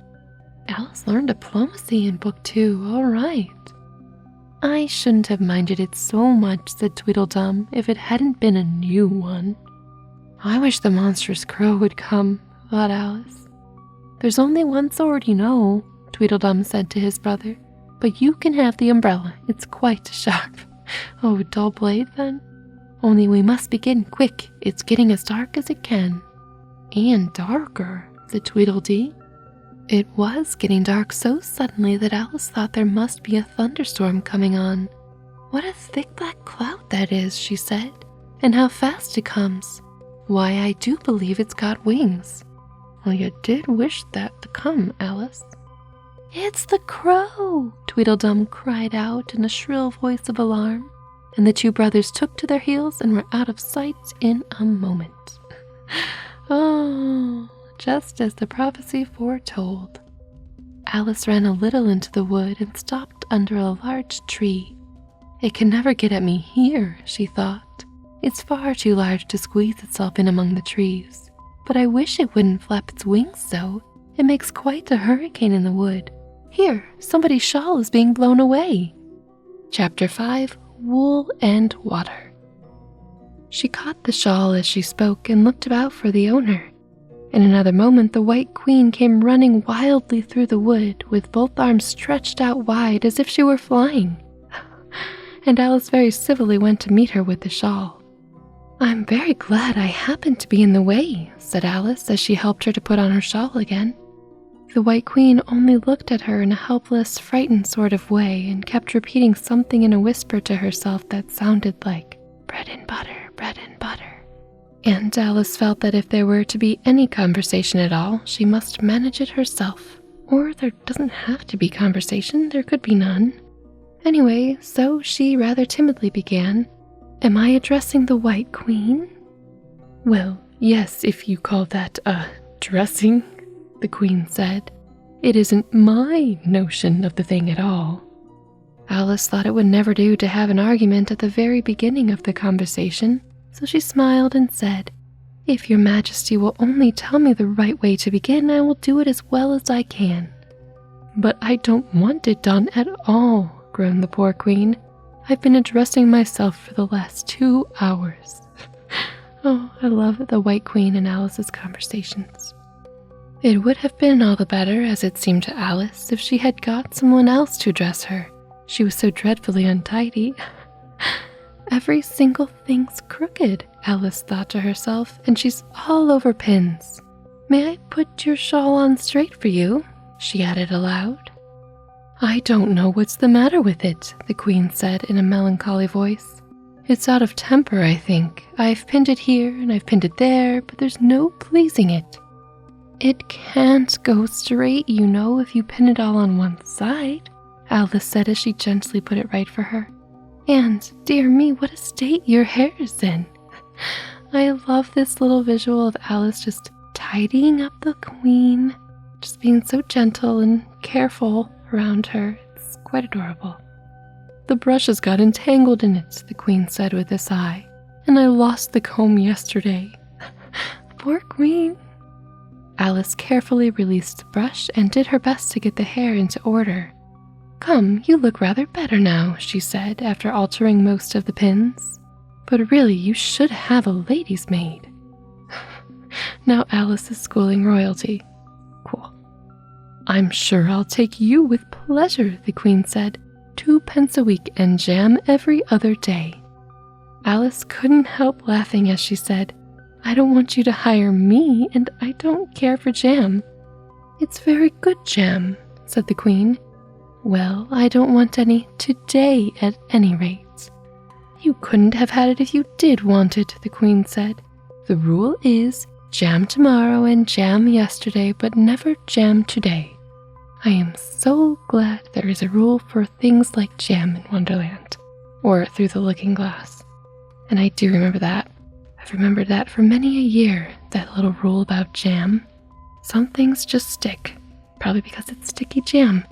Anyway, "It must come sometimes to jam today," Alice objected. "No, it can't," said the Queen. "It's jam every other day. Today isn't any other day, you know." Also, the Queen was going to hire for not that much if you factor jam out of the equation. Oh dear. Dreadful.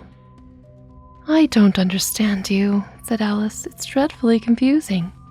"That's the effect of living backwards," the Queen said kindly. "It always makes one a little giddy at first." "Living backwards?" Alice repeated in great astonishment. "I've never heard of such a thing." "But there's one great advantage in it, that one's memory works both ways."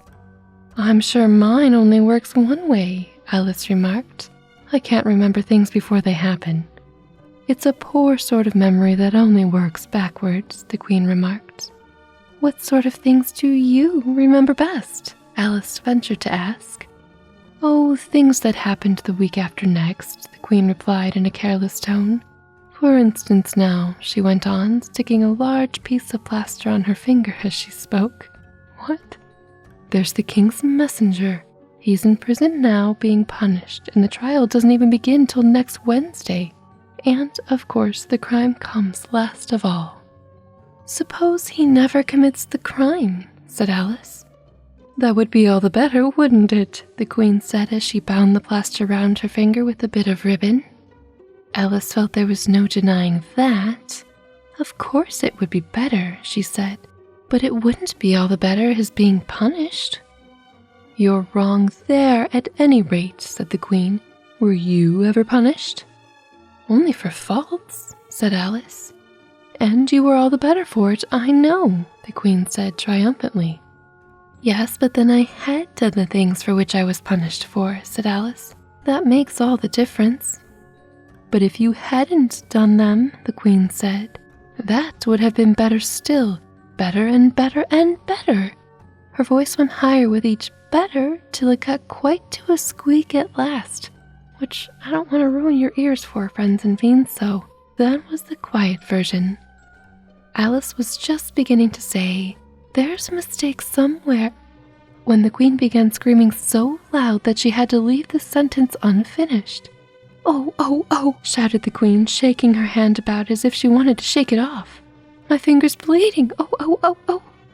Her screams were so exactly like the whistle of a steam engine that Alice had to hold both her hands over her ears. "What is the matter?" she said, as soon as there was a chance of making herself heard. "Have you pricked your finger?" "I haven't pricked it yet," the Queen said, "but I soon shall. Oh, oh, oh. Hence the bandage and plaster." "When do you expect to do it?" Alice asked, feeling very much inclined to laugh. "Me too." "When I fasten my shawl again," the poor Queen groaned out. "The brooch will come undone directly. Oh, oh." As she said the words, the brooch flew open and the Queen clutched wildly at it and tried to clasp it again. "Take care," Alice cried. "You're holding it all crooked." And she caught at the brooch, but it was too late. The pin had slipped and the Queen had pricked her finger. Oh, oh, oh. I mean, with foresight you should maybe know how to avoid things? But this is maybe different than foresight. It's remembering the future. Through the looking glass, through the looking glass. That accounts for the bleeding, you see, she said to Alice with a smile. Now you understand the way things happen here. But why don't you scream now? Alice asked, holding her hands ready to put over her ears again. Why, I've done all the screaming already, said the Queen. What would be the good of having it all over again? By this time it was getting light. The crow must have flown away, I think, said Alice. I'm so glad it's gone. I thought it was the night coming on. I wish I could manage to be glad, the Queen said. Only I never can remember the rule. You must be very happy living in this wood and being glad whenever you like. Oh, it's so very lonely here, Alice said in a melancholy voice. And at the thought of her loneliness, 2 large tears came rolling down her cheeks. But she had just left the Tweedles, and I think we're on day 1 of her adventure, and she's already lonely. She sought this out. Oh, don't go on like that, cried the poor Queen, wringing her hands in despair. Consider what a great girl you are. Consider what a long way you've come today. Consider what o'clock it is. Consider anything, only don't cry. Alice could not help laughing at this, even in the midst of her tears. Can you keep from crying by considering things? She asked. Yeah, same, I want to know. That's the way it's done, the Queen said with great decision. Nobody can do 2 things at once, you know. Let's consider your age to begin with. How old are you? I'm 7.5 exactly. Wait, what? Alice seems a lot older, and Dinah is a lot older. I don't know about this age, but this is what is written. Dinah the kitten is an old cat now, and Alice is just 7.5 exactly. You needn't say exactually, the Queen remarked. I can believe it without that. Now I'll give you something to believe. I'm just 101 5 months and a day. But who's counting, right? I can't believe that, said Alice. Can't you? The Queen said in a pitying tone. Try again. Draw a long, deep breath and shut your eyes. Alice laughed. There's no use in trying, she said. One can't believe impossible things. Oh, I think you're in for a lesson, Alice. The Queen has some wisdom. I dare say you haven't had much practice, said the Queen. When I was your age, I always did it for a half an hour a day. Why, sometimes I believed as many as 6 impossible things before breakfast. There goes the shawl again. So that's where that line comes from about remembering 6 impossible things. Also, I do like what the Queen was saying about. You can't do more than one thing at once. You could be sad or you can consider. It's pretty cool. Pretty wise, old Queen. 100-year-old Queen. The brooch had come undone as she spoke, and a sudden gust of wind blew the Queen's shawl across the little brook. The Queen spread out her arms again and went flying after it, and this time she succeeded in catching it for herself. I've got it, she cried in a triumphant tone. Now you shall see me pin it on again all by myself. Good, after 100 years you should know this. Then I hope your finger is better now? Alice said very politely as she crossed the little brook after the Queen. A row of asterisks, another row of asterisks, which means I believe that we are stepping on to a new square on the chessboard. Oh, much better, cried the Queen, her voice rising to a squeak as she went on. Much better, better. The last word ended in a long bleat so like a sheep that Alice quite started. She looked at the Queen, who seemed to have suddenly wrapped herself up in wool. What? Alice rubbed her eyes and looked again. She couldn't make out what had happened at all. Was she in a shop? And was it really a sheep that was sitting on the other side of the counter? Rub as she could make nothing more of it. She was in a little dark shop, leaning with her elbows on the counter, and opposite to her was an old sheep, sitting in an armchair knitting, oh my god, adorable, and every now and then leaving off to look at her through a great pair of spectacles. "What is it you want to buy?" the sheep said at last, looking up for a moment from her knitting. "I don't quite know yet," Alice said very gently. "I should like to look around me first, if I might." "You may look in front of you and on both sides if you like," said the sheep, "but you can't look all around you unless you've got eyes at the back of your head." But these, as it happened, Alice had not got, so she contented herself with turning round and looking at the shelves as she came to them. The shop seemed to be full of all manner of curious things, as one would expect in Wonderland and through the looking-glass. But the oddest part of it all was that whenever she looked hard at any shelf to make out exactly what it had on it, that particular shelf was always quite empty, though the others round it were crowded full as they could hold. Oh no, that will be tough to shop. You have to shop with your peripheral vision. "Things flow about so here," she said at last in a plaintive tone, after she had spent a minute or two in vainly pursuing a large bright thing that looked sometimes like a doll and sometimes like a workbox, and was always in the shelf next above the one she was looking at. "And this one is the most provoking of all. But I'll tell you what," she added as a sudden thought struck her. "I'll follow it up to the very top shelf of all. It'll puzzle it to go through the ceiling, I expect. Very clever 7.5-year-old Alice." But even this plan failed. The thing went through the ceiling as quietly as possible, as if it were quite used to it. "Are you a child or a Tweedledum?" the sheep said as she took up another pair of needles. "You'll make me giddy soon if you go on turning round like that." She was now working with 14 pairs at once. Color me impressed. And Alice couldn't help looking at her in great astonishment. How can she knit with so many, right? The puzzled child thought to herself. She gets more and more like a porcupine every minute. Oh, interesting. "Can you row?" the sheep asked, handing her a pair of knitting needles as she spoke.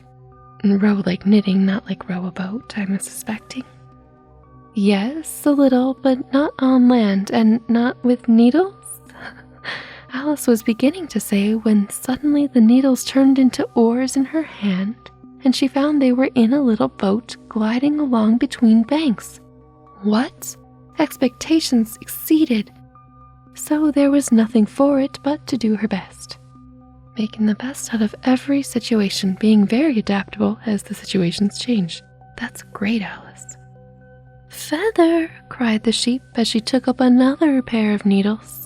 This didn't sound like a remark that needed any answer, so Alice said nothing but pulled away. There was something very odd about the water, she thought, and every now and then the oar got fast in it and would hardly come out again.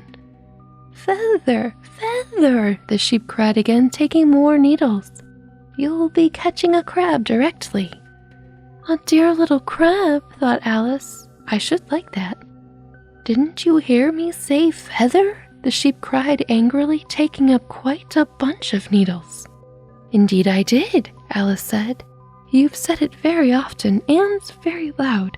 Please, where are the crabs?" "In the water, of course," said the sheep, sticking some of the needles into her hair as her hands were full. "Feather, I say." "Why do you say feather so often?" Alice asked at last, rather vexed. "I'm not a bird." "You are," said the sheep. "You're a little goose." "Oh, adorable, is she?" This offended Alice a little, so there was no more conversation for a minute or two while the boat glided gently on, sometimes among beds of weeds which made the oar stick fast in the water worse than ever, and sometimes under trees, but always with the same tall riverbanks frowning over their heads. "Oh, please, there are some scented rushes," Alice cried in sudden transport of delight. "There really are, and such beauties." "You needn't say please to me about 'em," the sheep said without looking up from her knitting. "I didn't put 'em there, and I'm not going to take 'em away." No, but I meant, please, maybe wait and pick some, Alice pleaded, if you don't mind stopping the boat for a minute. How am I to stop it, the sheep said. If you leave off rowing, it'll stop of itself. So much for manners, I guess. Alice was being considered, but it didn't really matter. So the boat was left to drift down the stream as it would till it glided gently in among the waving rushes. And then the little sleeves were carefully rowed up, and the little arms were plunged in elbow deep to get the rushes a good long way down before breaking them off. And for a while Alice forgot all about the sheep and the knitting, as she bent over the side of the boat with just the ends of her tangled hair dripping into the water, while with bright, eager eyes she caught at one bunch after another of the darling scented rushes. I only hope the boat won't tip over, she said to herself. Oh, what a lovely one, only I couldn't quite reach it. And it certainly did seem a little provoking, almost as if it had happened on purpose, she thought, that though she managed to pick plenty of beautiful rushes as the boat glided by, there was always a more lovely one that she couldn't reach. The prettiest are always further, she said at last with a sigh at the obstinacy of the rushes in growing so far off, as, with flushed cheeks and dripping hair in hand, she scrambled back into her place and began to arrange her newfound treasures. What mattered to her just then was that the rushes had begun to fade and to lose all their scent and beauty from the very moment that she picked them. Of course they did. Oh, what a bummer though. Man. Even real scented rushes, you know, only last a very little while. And these, being dream rushes, oh, is this a dream confirmed? Melted away almost like snow as they lay in heaps at her feet. But Alice hardly noticed this. There were so many other curious things to think about. They hadn't gone much further before the blade of one of the oars got fast in the water and wouldn't come out again. So Alice explained it afterwards. And the consequence was that the handle of it caught her under the chin, and in spite of a series of little shrieks of "oh, oh, oh" from poor Alice, it swept her straight up off the seat and down among the heap of rushes. I guess good thing they smell good, right? However, she wasn't hurt, and was soon up again. The sheep went on with her knitting all the while, just as if nothing had happened, and I would expect nothing less from this adorable sheep. That was a nice crab you caught, she remarked as Alice got back into her place, very much relieved to find herself still in the boat. Was it? I didn't see it, said Alice, peeping cautiously over the side of the boat into the dark water. I wish I hadn't let go. I should so like to see a little crab to take home with me. But the sheep only laughed scornfully and went on with her knitting. I love the sheep. Are there many crabs here? Said Alice. Crabs and all sorts of things, said the sheep. Plenty of choice, only make up your mind. Now what do you want to buy? To buy? Alice echoed in a tone that was half astonished and half frightened, for the oars and the boat and the river had vanished all in a moment, and she was back again in the little dark shop. Fascinating. I should like to buy an egg, please, she said timidly. How do you sell them? 5 pence farthing for 1, 2 pence for 2, the sheep replied. Then 2 are cheaper than 1? Alice said in a surprised tone, taking out her purse. Only you must eat them both if you buy 2, said the sheep. Then I'll have 1, please, said Alice as she put the money down on the counter, for she thought to herself, they mightn't be at all nice, you know. Too true, Alice, very true. The sheep took the money and put it away in a box, and then she said, I never put things into people's hands. That would never do. You must get it for yourself. And so saying, she went off to the other end of the shop and set the egg upright on a shelf. I wonder why it wouldn't do, thought Alice as she groped her way among the tables and chairs, for the shop was very dark toward the end. The egg seems to get further away the more I walk toward it. Let me see, is this a chair? Why, it's got branches, I declare. How very odd to find trees growing here. And actually, here's a little brook. Well, this is the oddest shop I ever saw. And then we have the row of asterisks, row of asterisks, row of asterisks, meaning we're stepping into another square on this board. So she went on, wondering more and more at every step, as everything turned into a tree the moment she came up to it, and she quite expected the egg to do the same. Through the Looking Glass, Chapter 6, Humpty Dumpty. However, the egg only got larger and larger and more human, as you do as an egg. When she had come within a few yards of it, she saw that it had eyes and a nose and a mouth. And when she had come close to it, she saw clearly that it was Humpty Dumpty himself, the famed man right here in front of her. It can't be anybody else, she said to herself. I'm as certain of it as if his name were written all over his face. It might have been written 100 times easily on that enormous face. That's one way to tell us he's got a big face. Humpty Dumpty was sitting with his legs crossed on top of a high wall, such a narrow one that Alice quite wondered how he could keep his balance. And as his eyes were steadily fixed in the opposite direction and he didn't take the least notice of her, she thought he must be a stuffed figure after all. Well, that must be some relief to her because she paid for an egg and she didn't buy two because the shopkeeper said, whatever you pay for, you have to eat. So hopefully she doesn't have to eat Humpty Dumpty. And how exactly like an egg he is, she said aloud, standing with her hands ready to catch him, for she was every moment expecting him to fall. It's very provoking, Humpty Dumpty said after a long silence, looking away from Alice as he spoke. To be called an egg, very. I said you looked like an egg, sir, Alice gently explained. And some eggs are very pretty, you know. What? She added, hoping to turn her remark into a sort of compliment. Well, it's worth a try, I guess, Alice. Some people, said Humpty Dumpty, looking away from her as usual, have no more sense than a baby. I guess he's not wrong. Alice didn't know what to say to this. It wasn't at all like conversation, she thought, as he had never said anything to her. In fact, his last remark was evidently addressed to a tree, so she stood and softly repeated to herself, Humpty Dumpty sat on a wall, Humpty Dumpty had a great fall. All the king's horses and all the king's men couldn't put Humpty in his place again. That last line is much too long for the poetry, she added almost out loud, forgetting that Humpty Dumpty would hear her. And it is, I was thinking that too as I was reading it. Don't stand there chattering to yourself like that, Humpty Dumpty said, looking at her for the first time. But tell me your name and business. My name is Alice, but it's a stupid enough name, Humpty Dumpty interrupted impatiently. What does it mean? Must a name mean something? Alice asked doubtfully. Of course it must, Humpty Dumpty said with a short laugh.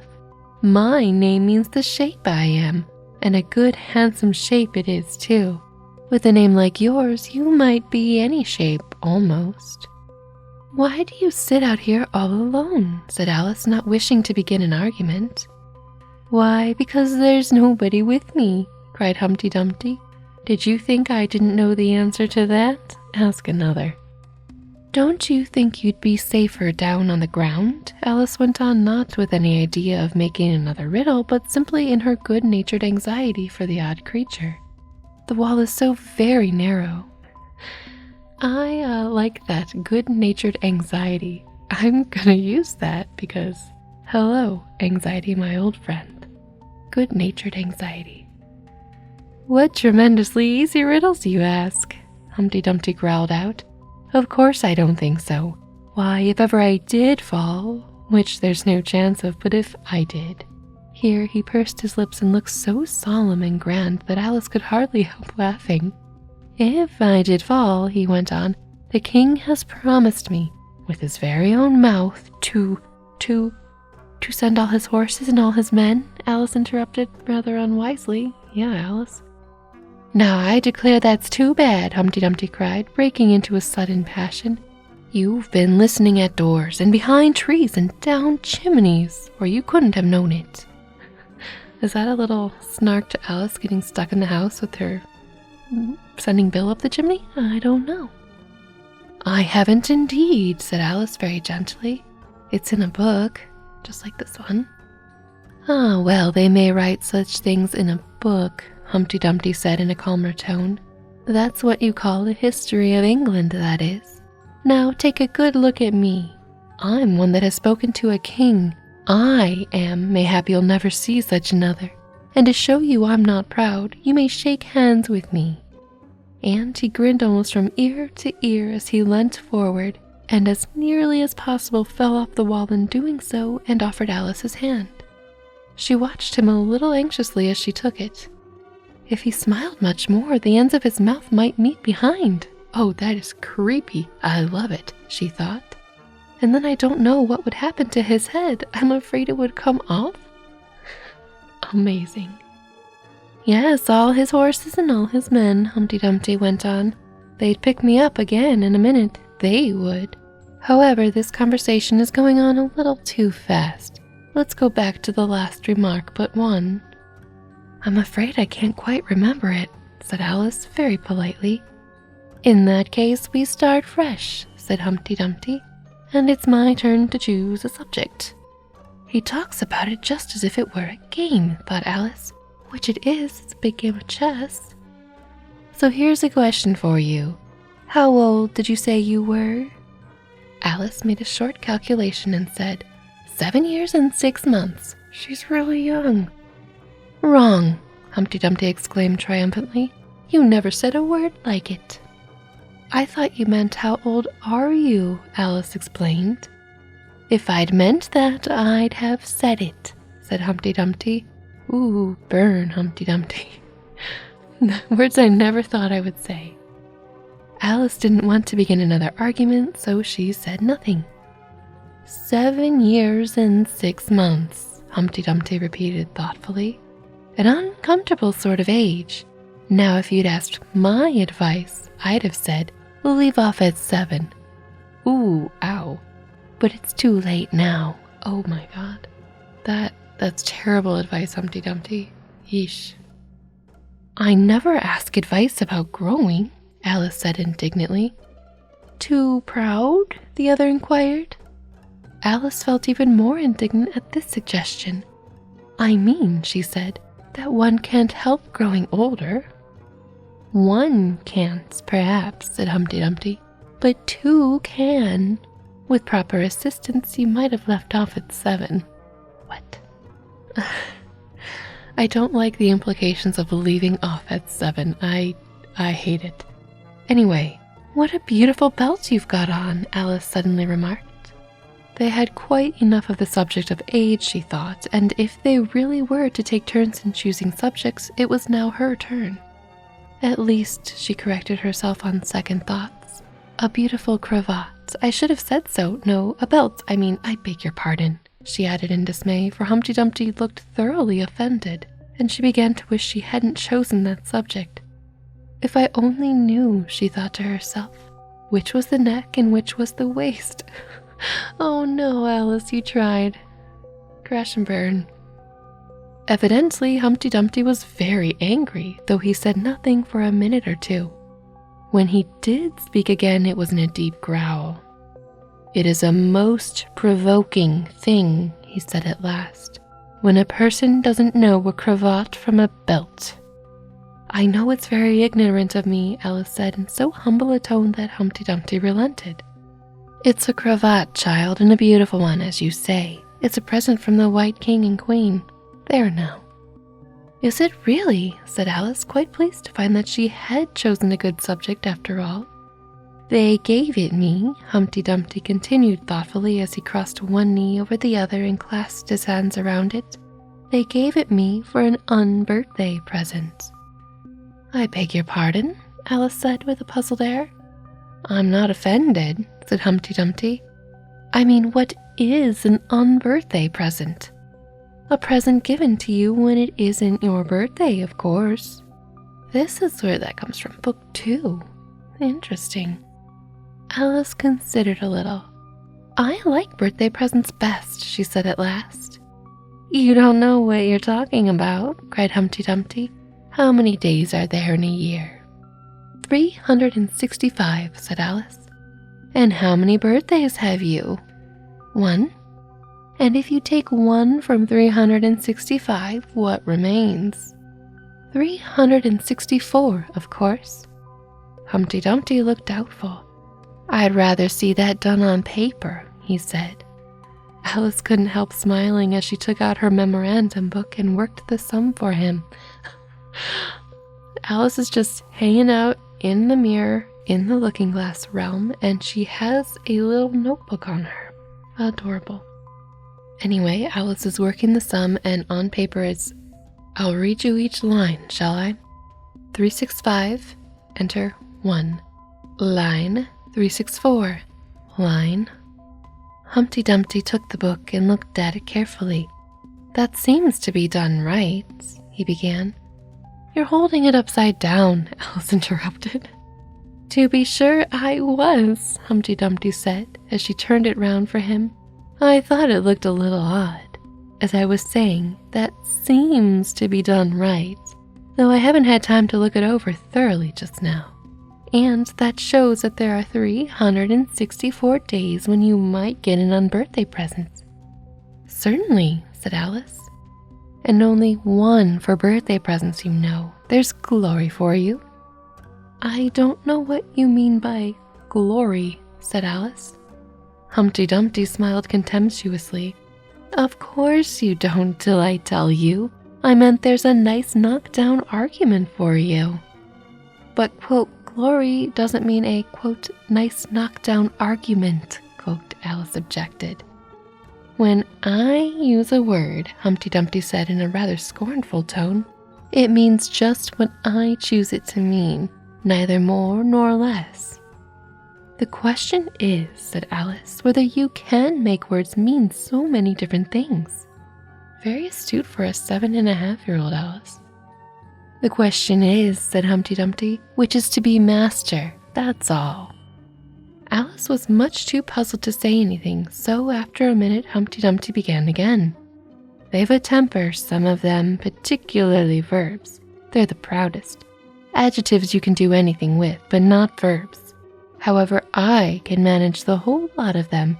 Impenetrability, that's what I say." "Would you tell me, please," Alice said, "what that means?" "Now you talk like a reasonable child," said Humpty Dumpty, looking very much pleased. "I meant by impenetrability that we've had enough of the subject, and it would be just as well if you'd mentioned what you mean to do next, as I suppose you don't mean to stop here all the rest of your life." Oh, he's getting tired of the conversation. "Take the hint, Alice." "That's a great deal to make one word mean," Alice said in a thoughtful tone. "When I make a word do a lot of work like that," said Humpty Dumpty, "I always pay it extra."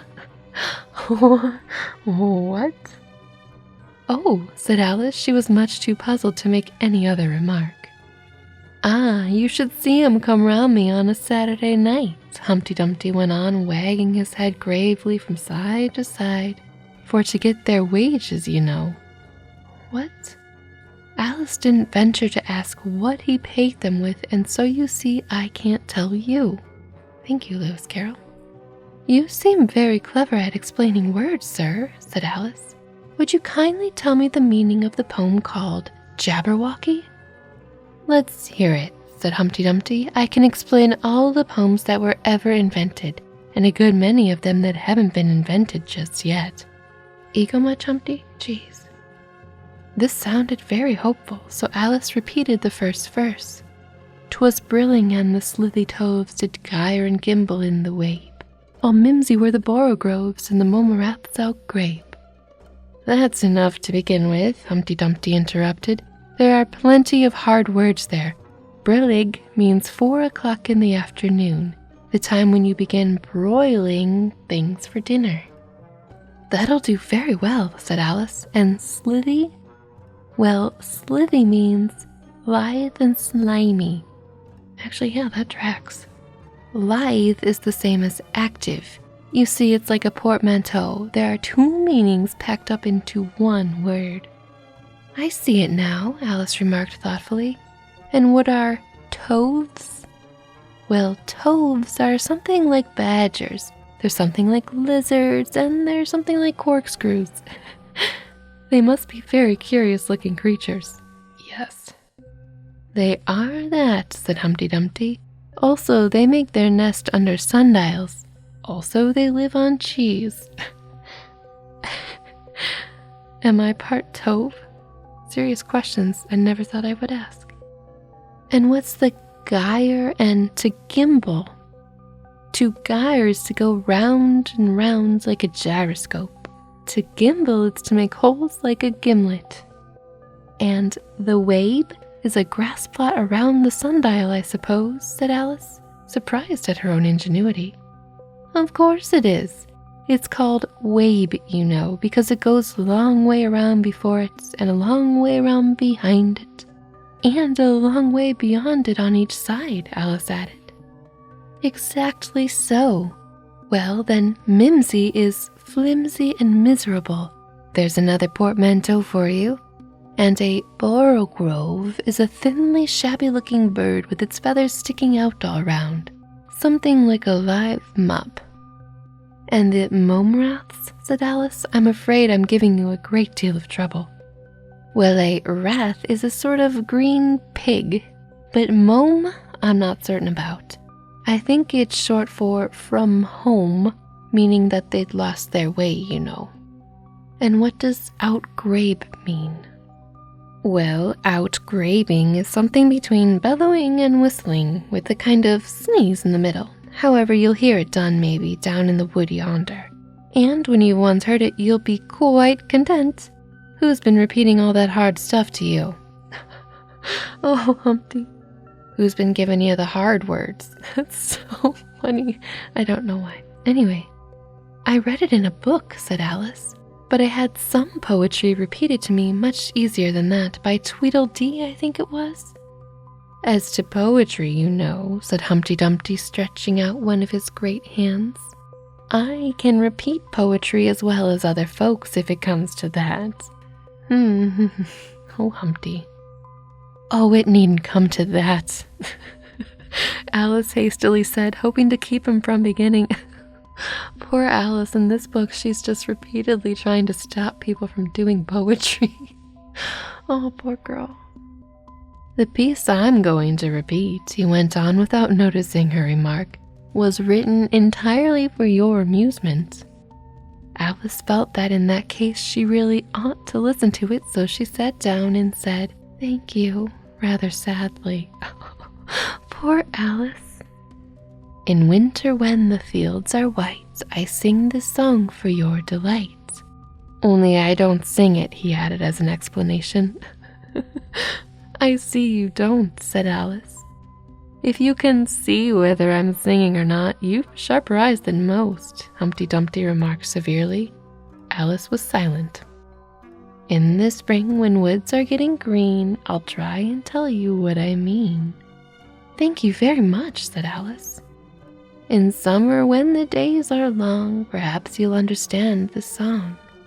In autumn when the leaves are brown, take pen and ink and write it down. I will if I can remember it so long, said Alice. You needn't go on making remarks like that, Humpty Dumpty said. They're not sensible and they put me out. I sent a message to the fish and told them this is what I wish. The little fishes of the sea, they sent an answer back to me. The little fish's answer was, we cannot do it, sir, because... I'm afraid I don't quite understand, said Alice. It gets easier further on, Humpty Dumpty replied. Let him finish the story, Alice. I sent to them again to say it will be better to obey. The fishes answered with a grin, why, what a temper you are in. I told them once, I told them twice, they would not listen to advice. I took a kettle large and new, fit for the deed I had to do. My heart went hop, my heart went thump, I filled the kettle at the pump. And then one came to me and said, the little fishes are in bed. I said to him, I said it plain, then you must wake them up again, or again. I said it loud and clear, I went and shouted in his ear. Humpty Dumpty raised his voice almost to a scream as he repeated this verse, and Alice thought with a shudder, I wouldn't have been the messenger for anything. I'm not going to scream it. But he was very stiff and proud. He said, you needn't shout so loud. And he was proud and stiff. He said, I'd go and wake them if I took a corkscrew from the shelf and went to wake them up myself. And when I found the door was locked, I pulled and pushed and kicked and knocked. And when I found the door was shut, I tried to turn the handle, but... There was a long pause. Is that all? Alice timidly asked. That's all, said Humpty Dumpty. Goodbye. I like his energy. I'm done. See ya. Bye. This was rather sudden, Alice thought, but after such a very strong hint that she ought to be going, she felt that it would hardly be civil to stay. Right. So she got up, held out her hand. Goodbye till we meet again, she said as cheerfully as she could. I shouldn't know you again if we did meet, Humpty Dumpty replied in a discontented tone, giving her one of his fingers to shake. What? You're so exactly like other people. Ooh, burn, Humpty.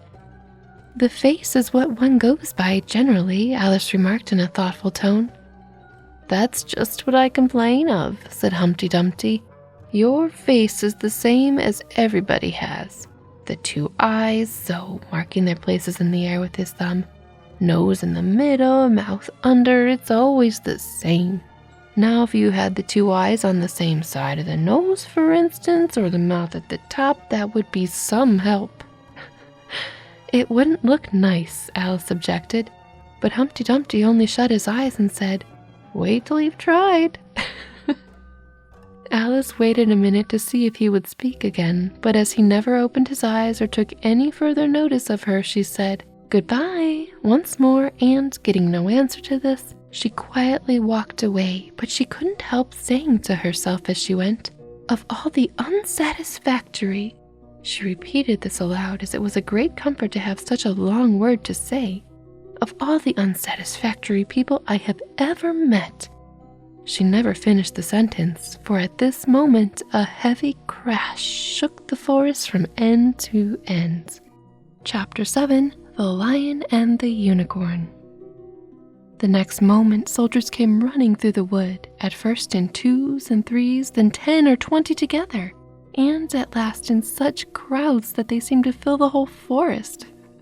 Is it effective if they're filling the whole forest like that? Anyway, Alice got behind a tree for fear of being run over and watched them go by. She thought that in all her life she had never seen soldiers so uncertain on their feet.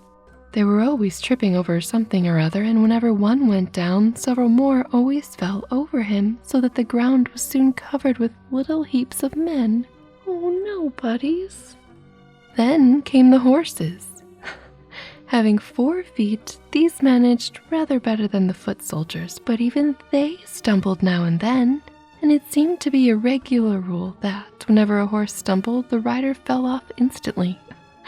The confusion got worse every moment, and Alice was very glad to get out of the wood and into an open place where she found the White King seated on the ground, busy writing in his memorandum book. Oh, we haven't heard about or seen the book since very early on, when she wrote in it, I think. Or was it the other king's book? I've sent them all, the king cried in a tone of delight on seeing Alice. Did you happen to meet any soldiers, my dear, as you came through the wood? Wow. Yes, I did, said Alice. Several thousand, I should think. 4,207. That's the exact number. Who's counting, King? The king said, referring to his book. I couldn't send all the horses, you know, because 2 of them are wanted in the game. And I haven't sent the 2 messengers either. They're both gone to the town. Just look along the road and tell me if you can see either of them. I do love how the king sent all his horses and men to save, well, not Humpty, because Humpty didn't fall, or maybe he did. We don't know. Alice had already left him. to put it back together again. Anyway, I see nobody on the road, Alice said. I only wish I had such eyes, the king remarked in a fretful tone, to be able to see this nobody, and at that distance too. Why, it's as much as I can do to see real people by this light. He wishes he had second sight. All this was lost on Alice, who was still looking intently along the road, shading her eyes with one hand. I see somebody now, she exclaimed at last, but he's coming very slowly, and what curious attitudes he goes into. For the messenger kept skipping up and down and wriggling like an eel as he came along, with his great hands spread out like fans on each side. Not at all, said the king. He's an Anglo-Saxon messenger, and those are Anglo-Saxon attitudes. He only does them when he's happy. His name is Hare. He pronounced it so as to rhyme with mare. I love my love with an H, Alice couldn't help beginning, because he is happy. I hate him with an H because he is hideous. I fed him with ham sandwiches and hay. His name is Hare, and he lives on the hill, the king remarked simply without the least idea that he was joining in the game, while Alice was still hesitating for a name of a town to begin with H. I'm lost. The other messenger's called Hatta.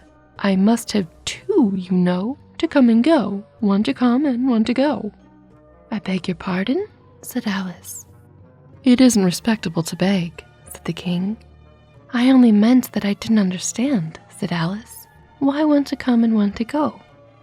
Didn't I tell you, the king repeated impatiently, I must have two to fetch and carry, one to fetch and one to carry.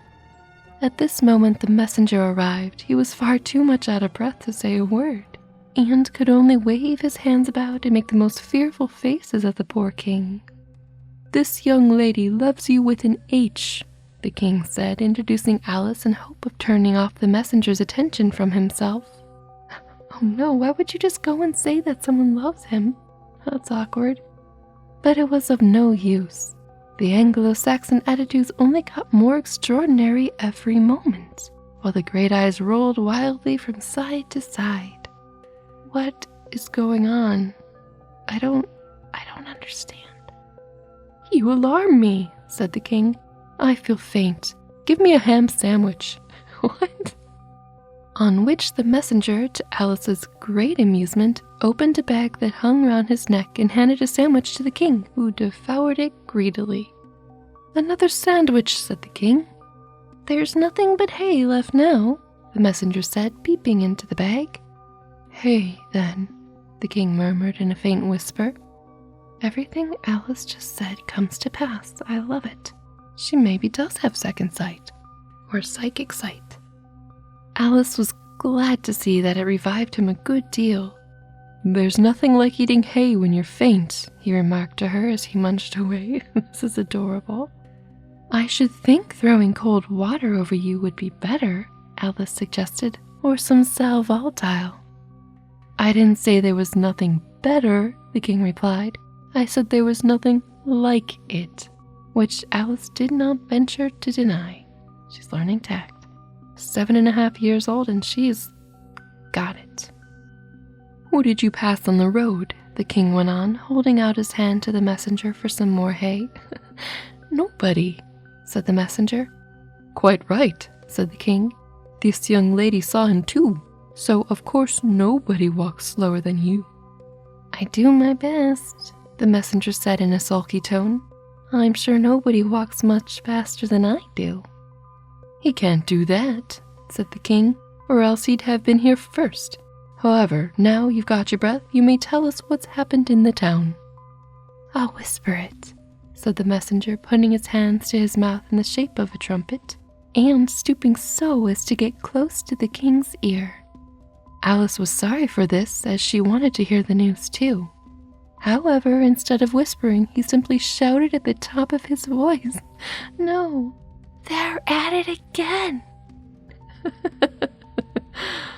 Do you call that a whisper? Cried the poor king, jumping up and shaking himself. If you do such a thing again, I'll have you buttered.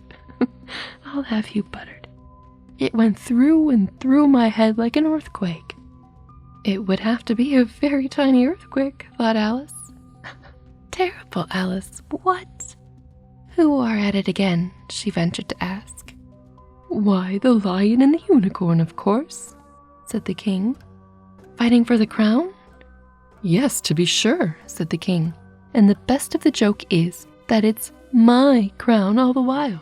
Let's run and see them. And they trotted off, Alice repeating to herself as she ran the words of the old song. The lion and the unicorn were fighting for the crown. The lion beat the unicorn all around the town. Some gave them white bread, some gave them brown. Some gave them plum cake and drummed them out of town. Does the one that wins get the crown? She asked as well as she could, for the run was putting her quite out of breath. That's right, we haven't run across squares since the very beginning with the queen. Dear me, no. What an idea. Would you be good enough, Alice panted out after running a little further, to stop a minute, just to get one's breath again? I'm good enough, the king said, only I'm not strong enough. You see, a minute goes by so fearfully quick, you might as well try to stop a bandersnatch. Alice had no more breath for talking, so they trotted on in silence till they came in sight of a great crowd, in the middle of which the lion and the unicorn were fighting. They were in such a cloud of dust that at first Alice could not make out which was which, but she soon managed to distinguish the unicorn by his horn. They placed themselves close to where Hatta, the other messenger, was standing watching the fight, with a cup of tea in one hand and a piece of bread and butter in the other. He's only just out of prison, and he hadn't finished his tea while he was sent in, Haor whispered to Alice. And they only give him oyster shells in there, so you see he's very hungry and thirsty. How are you, dear child? He went on, putting his arm affectionately round Hatta's neck. Hatta looked round and nodded, and went on with his bread and butter. Were you happy in prison, dear child? Said Haor. Hatta looked round once more, and this time a tear or two trickled down his cheek, but not a word would he say. What a question, and oh, poor Hatta. Speak, can't you? Haor cried impatiently, but Hatta only munched away and drank some more tea. Speak, won't you? Cried the king. How are they getting on with the fight? Hatta made a desperate effort and swallowed a large piece of bread and butter. They're getting on very well, he said in a choking voice. Each of them has been down about 87 times. He was eating, so I had to make it sound like he was eating friends and fiends. Then I suppose they'll soon bring the white bread and the brown? Alice ventured to remark. It's waiting for him now, Hatta said. This is a bit of it I'm eating. There was a pause in the fight just then, and the lion and the unicorn sat down, panting, while the king called out, 10 minutes allowed for refreshments. Haor and Hatta set to work at once, carrying rough trays of white and brown bread. Alice took a piece to taste, but it was very dry. Wait, didn't we learn about eating things in Wonderland and growing and shrinking and all sorts of things before? Also, is that one of the bread and butterflies from Looking Glass Insect chapters? Terrible. I don't think they'll fight any more today, the king said to Hatta. Go and order the drums to begin. And Hatta went bounding away like a grasshopper. For a minute or two, Alice stood silent, watching him. Suddenly she brightened up. Look, look, she cried, pointing eagerly. There's the White Queen running across the country. She came flying out of the wood over yonder. How fast those queens can run! There's some enemy after her, no doubt, the king said, without even looking round. That woods is full of them. But aren't you going to run and help her? Alice asked, very much surprised at his taking it so quietly. No use, said the king. She runs so fearfully quick, you may as well try to catch a bandersnatch. Again with the bandersnatch. But I'll make a memorandum about her, if you like. She's a dear good creature, he repeated softly to himself as he opened his memorandum book. Do you spell creature with a double E? At this moment the unicorn sauntered by them with his hands in his pockets. Wait, what? I had the best of it this time, he said to the king. just glancing at him as he passed. A little, the king replied rather nervously. You shouldn't have run him through with your horn, you know. Oh. It didn't hurt him, the unicorn said carelessly, and he was going on when his eye happened to fall upon Alice. He turned around rather instantly and stood for some time looking at her with an air of the deepest disgust. What is this? He said at last. This is a child, Harry replied eagerly, coming in front of Alice to introduce her, and spreading out both his hands towards her in an Anglo-Saxon attitude. We only found it today. It's as large as life and twice as natural. What? It's as large as life and twice as natural. I always thought they were fabulous monsters, said the unicorn. Is it alive? It can talk, said Hayor solemnly. The unicorn looked dreamily at Alice and said, Talk, child. I like how the unicorn went from disgust to dreamily looking at her. Alice could not help her lips curling up into a smile as she began. Do you know, I always thought unicorns were fabulous monsters too. I never saw one alive before. Well, now that we have seen each other, said the unicorn, if you believe in me, I'll believe in you. Is that a bargain? Yes, if you like, said Alice. Come, fetch out the plum cake, old man, the unicorn went on, turning from her to the king. None of your brown bread for me. Certainly, the king muttered and beckoned to Hayor. Open the bag, he whispered. Quick, not that one's full of hay. Hayor took a large cake out of the bag and gave it to Alice to hold while he got out a dish and a carving knife. How they all came out of it Alice couldn't guess. It was just like a conjuring trick, she thought. The lion had joined them while this was going on. He looked very tired and sleepy and his eyes were half shut. What's this? He said, blinking lazily at Alice and speaking in a deep, hollow tone that sounded like the tolling of a great bell. What is it now? The unicorn cried eagerly. You'll never guess. I couldn't. The lion looked at Alice wearily. Are you animal, vegetable, or mineral? He said, yawning at every other word. Oh, poor buddy.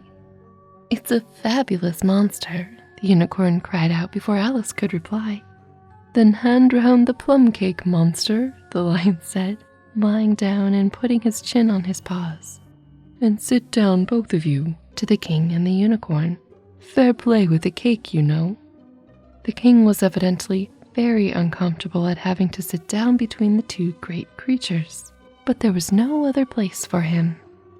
What a fight we might have for the crown now, said the unicorn, looking slyly up at the crown, which the poor king was nearly shaking off his head, he trembled so much. Oh no, buddy.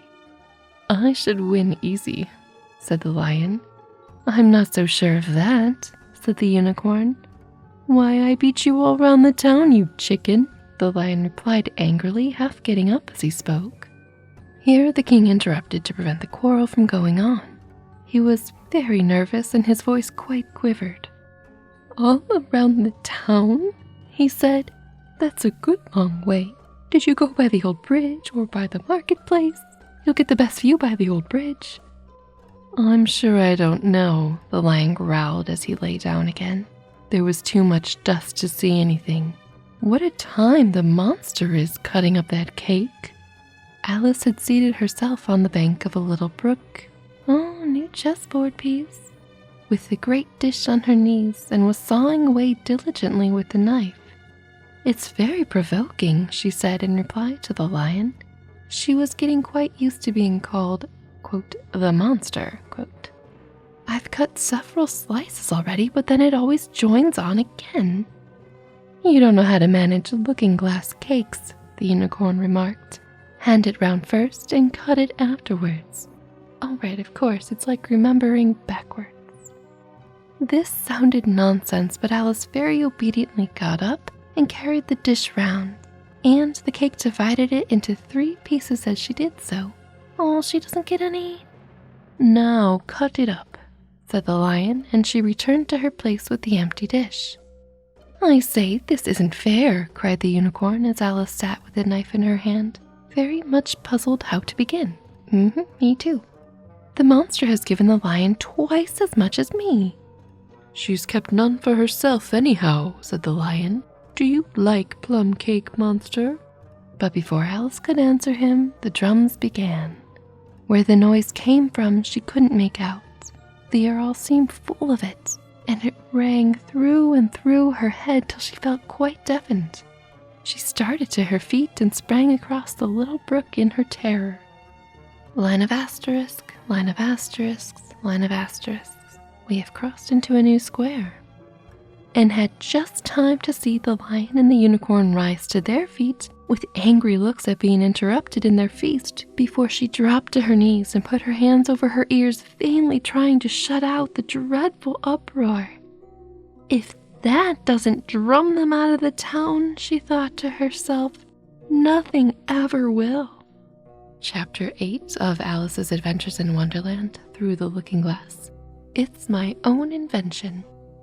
After a while, the noise seemed gradually to die away till all was dead silence, and Alice lifted her head up in some alarm. There was no one to be seen, and her first thought was that she must have been dreaming about the lion and the unicorn and of those odd Anglo-Saxon messengers. However, there was the great dish still lying at her feet on which she had tried to cut the plum cake. So I wasn't dreaming after all, she said to herself, unless we're all part of the same dream. Meta, Alice. Only I do hope it's my dream and not the Red King's. I don't like belonging to another person's dream. Ever the protagonist, Alice, as always. She went on in a rather complaining tone. I've a great mind to go and wake him and see what happens. That's one way to check. At this moment, her thoughts were interrupted by a loud shouting of, Ahoy! Ahoy! Check! And a knight dressed in crimson armor came galloping down upon her, brandishing a great club. Just as he reached her, the horse suddenly stopped. You're my prisoner, the knight cried as he tumbled off his horse. Oh boy. Startled as she was, Alice was more frightened for him than for herself at the moment, and watched him with some anxiety as he mounted again. As soon as he was comfortably in the saddle, he began once more. You're my... But here another voice broke in. Ahoy! Ahoy! Check! Remember, she is playing on a chessboard. And Alice looked around in some surprise for the new enemy. This time it was a white knight. He drew up at Alice's side and tumbled off his horse just as the red knight had done. Then he got on again, and the two knights sat and looked at each other for some time without speaking. Uh-oh. Alice looked from one to the other in some bewilderment. She's my prisoner, you know, the red knight said at last. Yes, but then I came and rescued her, the white knight replied. Wow, that is so Mimi. Well, we must fight for her then, said the red knight as he took up his helmet, which hung from the saddle and was something the shape of a horse's head, and put it on. You will observe the rules of battle, of course, the white knight remarked, putting on his helmet too. I always do, said the red knight, and they began banging away at each other with such fury that Alice got behind a tree to be out of the way of the blows. I wonder now what the rules of battle are, she said to herself, as she watched the fight timidly peeping out from her hiding place. One rule seems to be that if one knight hits the other, he knocks him off his horse, and if he misses, he tumbles off himself. And the other rule seems to be that they hold their clubs with their arms, as if they were Punch and Judy. What a noise they make when they tumble, just like a whole set of fire irons falling into the fender. And how quiet the horses are. They let them get on and off them just as if they were tables.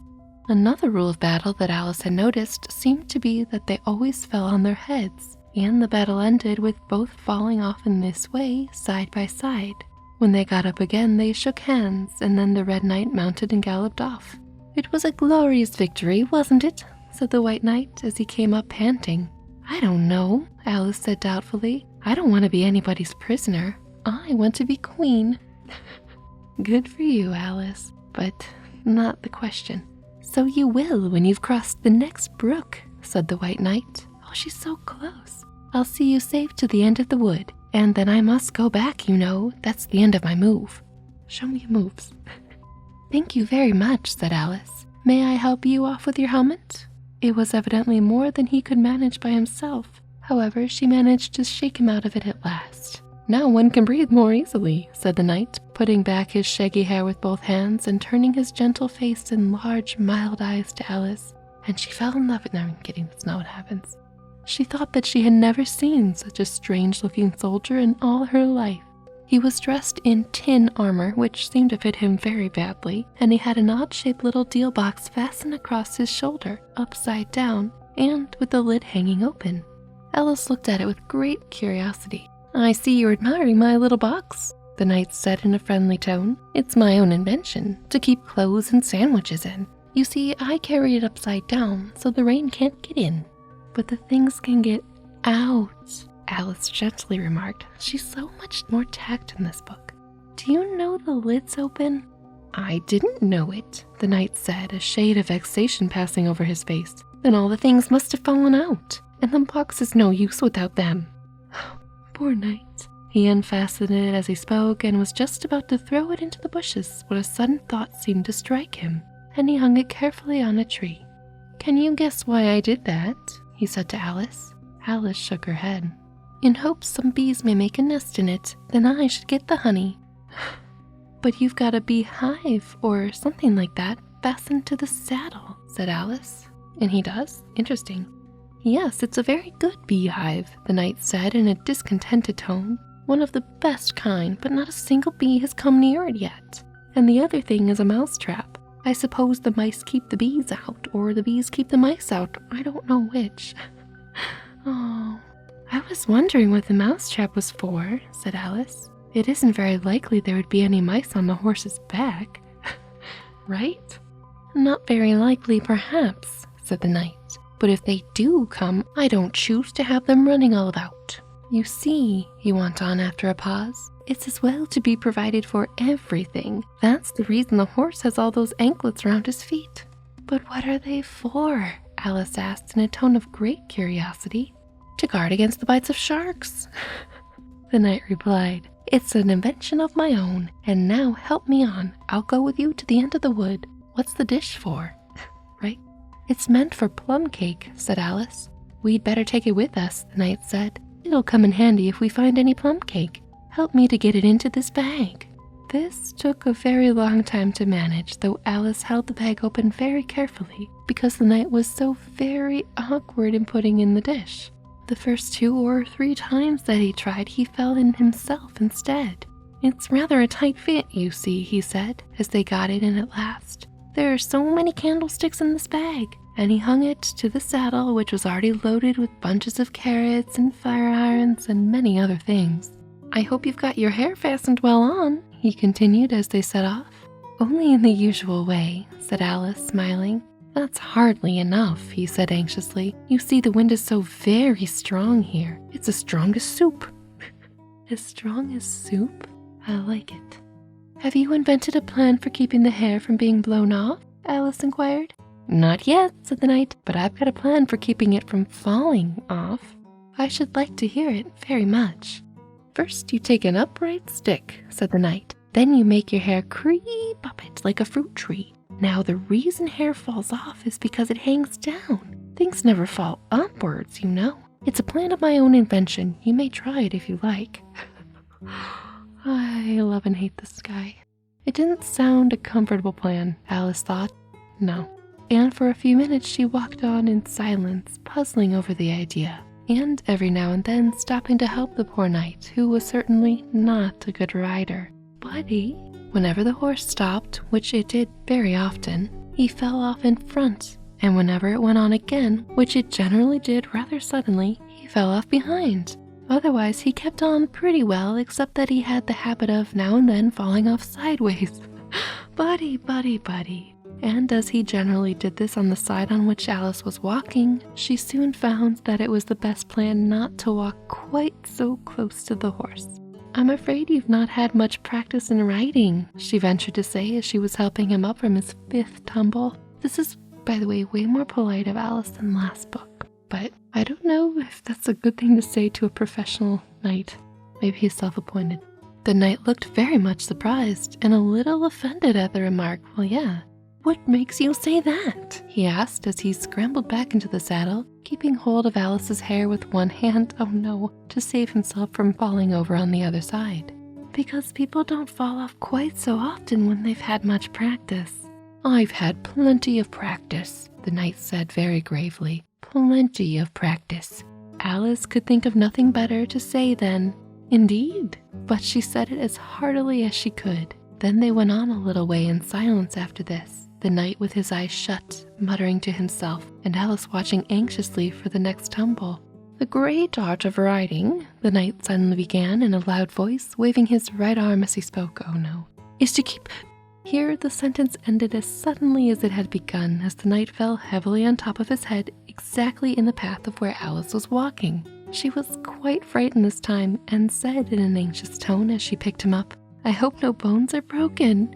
None to speak of, the knight said, as if he didn't mind breaking 2 or 3 of them. The great art of riding, as I was saying, is to keep your balance properly. Like this, you know.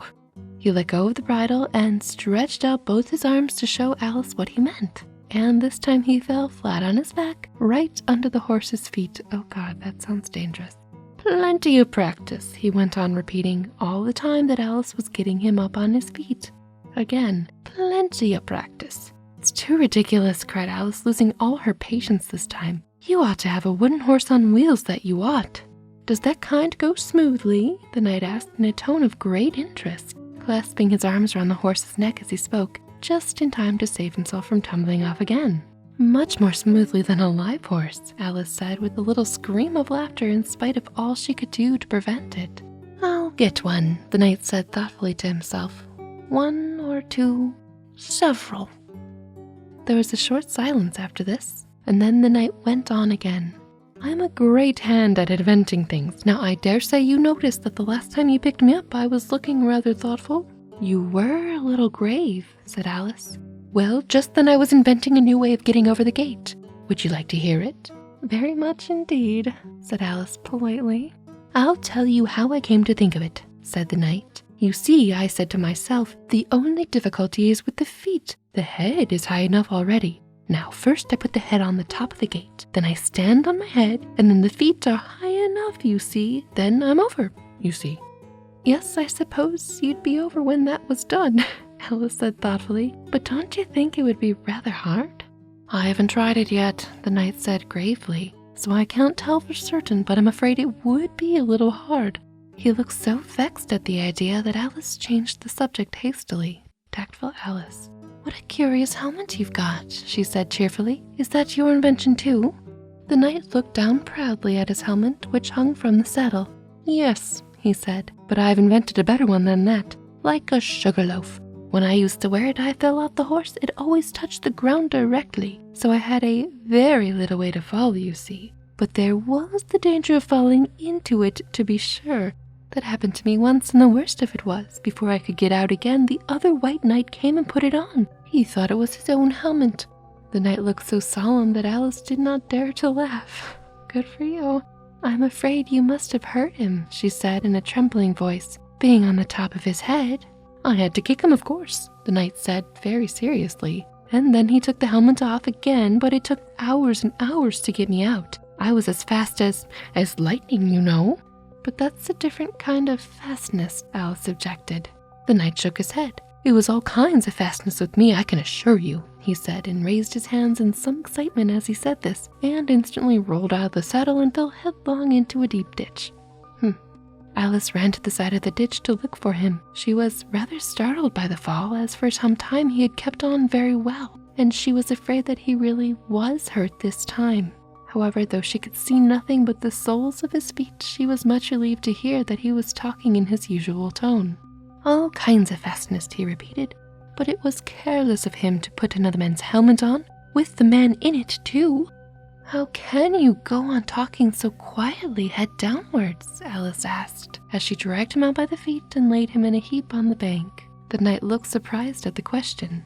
What does it matter where my body happens to be? He said. My mind goes on working all the time. In fact, the more head downwards I am, the more I keep inventing new things. I love and hate this knight so frickin' much. So frickin' much. Now, the cleverest thing of the sort that I ever did, he went on after a pause, was inventing new putting during the meat course. In time to have it cooked for the next course? Alice said. Well, not the next course, the knight said in a slow, thoughtful tone. No, certainly not the next course. Then it would have had to be the next day. I suppose you wouldn't have had 2 pudding courses in one dinner. Oh, heavens, no, right? Well, not the next day, the knight repeated as before. Not the next day. In fact, he went on, holding his head down and his voice getting lower and lower. I don't believe that the pudding ever was cooked. In fact, I don't believe the pudding ever will be cooked. And yet, it was a very clever pudding to invent.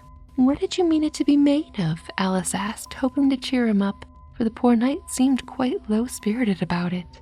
It began with blotting paper, the knight answered with a groan. That wouldn't be very nice, I'm afraid. Not very nice alone, he interrupted quite eagerly. But you've no idea what a difference it makes mixing it with other things, such as gunpowder and sealing wax, and here I must leave you. Whoa, whiplash. They had just come to the end of the wood. Alice could only look puzzled. She was thinking of the pudding. Same, Alice. That was abrupt. You were sad, said the knight in an anxious tone. Let me sing a song to comfort you. Is it very long? Alice asked, for she had heard a good deal of poetry that day, and every day she's in Wonderland. It's long, said the knight, but very, very beautiful. Everybody that hears me sing it either brings the tears into their eyes or else what? Said Alice, for the knight had made a sudden pause. Or else it doesn't, you know. The name of the song is called Haddock's Eyes. Poor Alice gets all the poetry readings. Oh, that's the name of the song, is it? Alice said, trying to feel interested. No, you don't understand, the knight said, looking a little vexed. That's what the name is called. The name is really The Aged Man. Then I ought to have said, that's what this song is called, Alice corrected herself.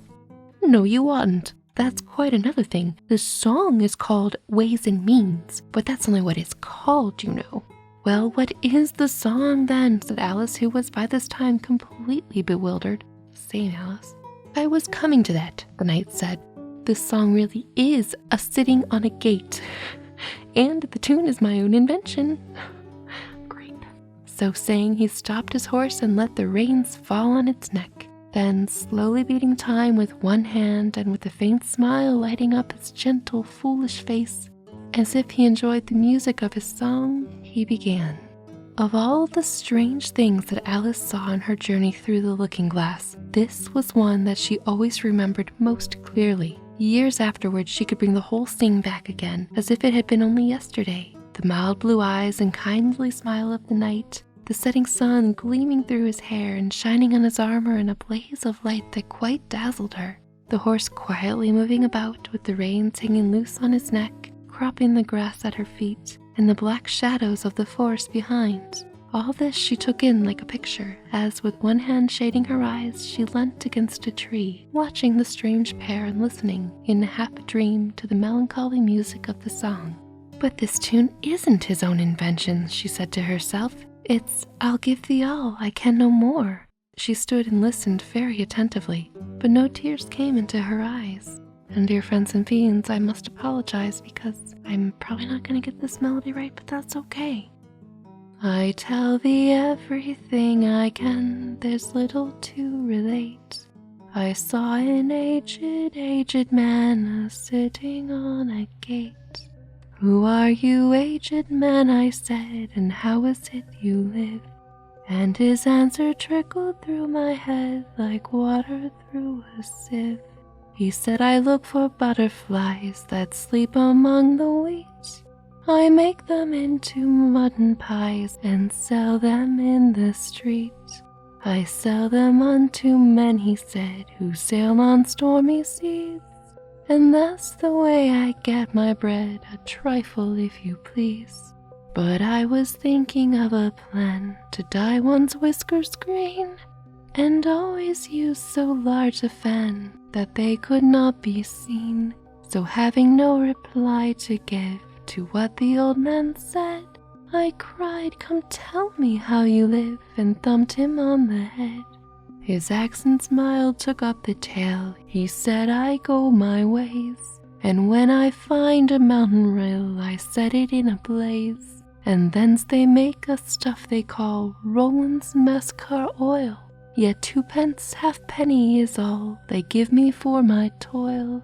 But I was thinking of a way to feed oneself on batter, and so go on from day to day, getting a little fatter. I shook him well from side to side until his face went blue. Come tell me how you live, I cried, and what is it you do? He said, I hunt for haddocks' eyes among the heather bright, and work them into waistcoat buttons in the silent night. And these I do not sell for gold or coin of silver shine, but for a copper halfpenny that will purchase 9. I sometimes dig for buttered rolls or set lime twigs for crabs. I sometimes search the grassy knolls for wheels of hansom cabs. And that's the way he gave a wink by which I get my wealth. And very gladly I will drink your honor's noble health. I heard him then, for I had just completed my design to keep the men I bridge from rest by boiling it in wine. I thanked him much for telling me the way he got his wealth, but chiefly for his wish that he might drink my noble health. And now if e'er by chance I put my fingers into glue, or madly squeeze a right-hand foot into a left-hand shoe, or if I drop upon my toe a very heavy weight, I weep, for it reminds me so of that old man I used to know, whose look was mild, whose speech was slow, whose hair was whiter than the snow, whose face was very like a crow, with eyes like cinders all aglow, who seemed distracted with his woe, who rocked his body to and fro, and muttered mumbling and low, as if his mouth were full of dough, who snorted like a buffalo that summer evening long ago, a-sitting on a gate. As the knight sang the last words of the ballad, he gathered up on the reins and turned his horse's head along the road by which they had come. You've only got a few yards to go, he said, down the hill and over that little brook, and then you'll be a queen. But you'll stay first and see me off? My, what do you have in mind, knight? He added as Alice turned with an eager look in the direction to which he had pointed. I shan't be long. You'll wait and wave your handkerchief when I get to that turn in the road? I think it'll encourage me, you see. Of course I'll wait, said Alice, and thank you very much for coming so far, and for the song. I liked it very much. I hope so, said the knight doubtfully, but you didn't cry as much as I thought you would. So they shook hands, and the knight rode away slowly into the forest. It won't take long to see him off, I expect, Alice said to herself as she stood watching him. There he goes, right on his head as usual. However, he gets on again pretty easily.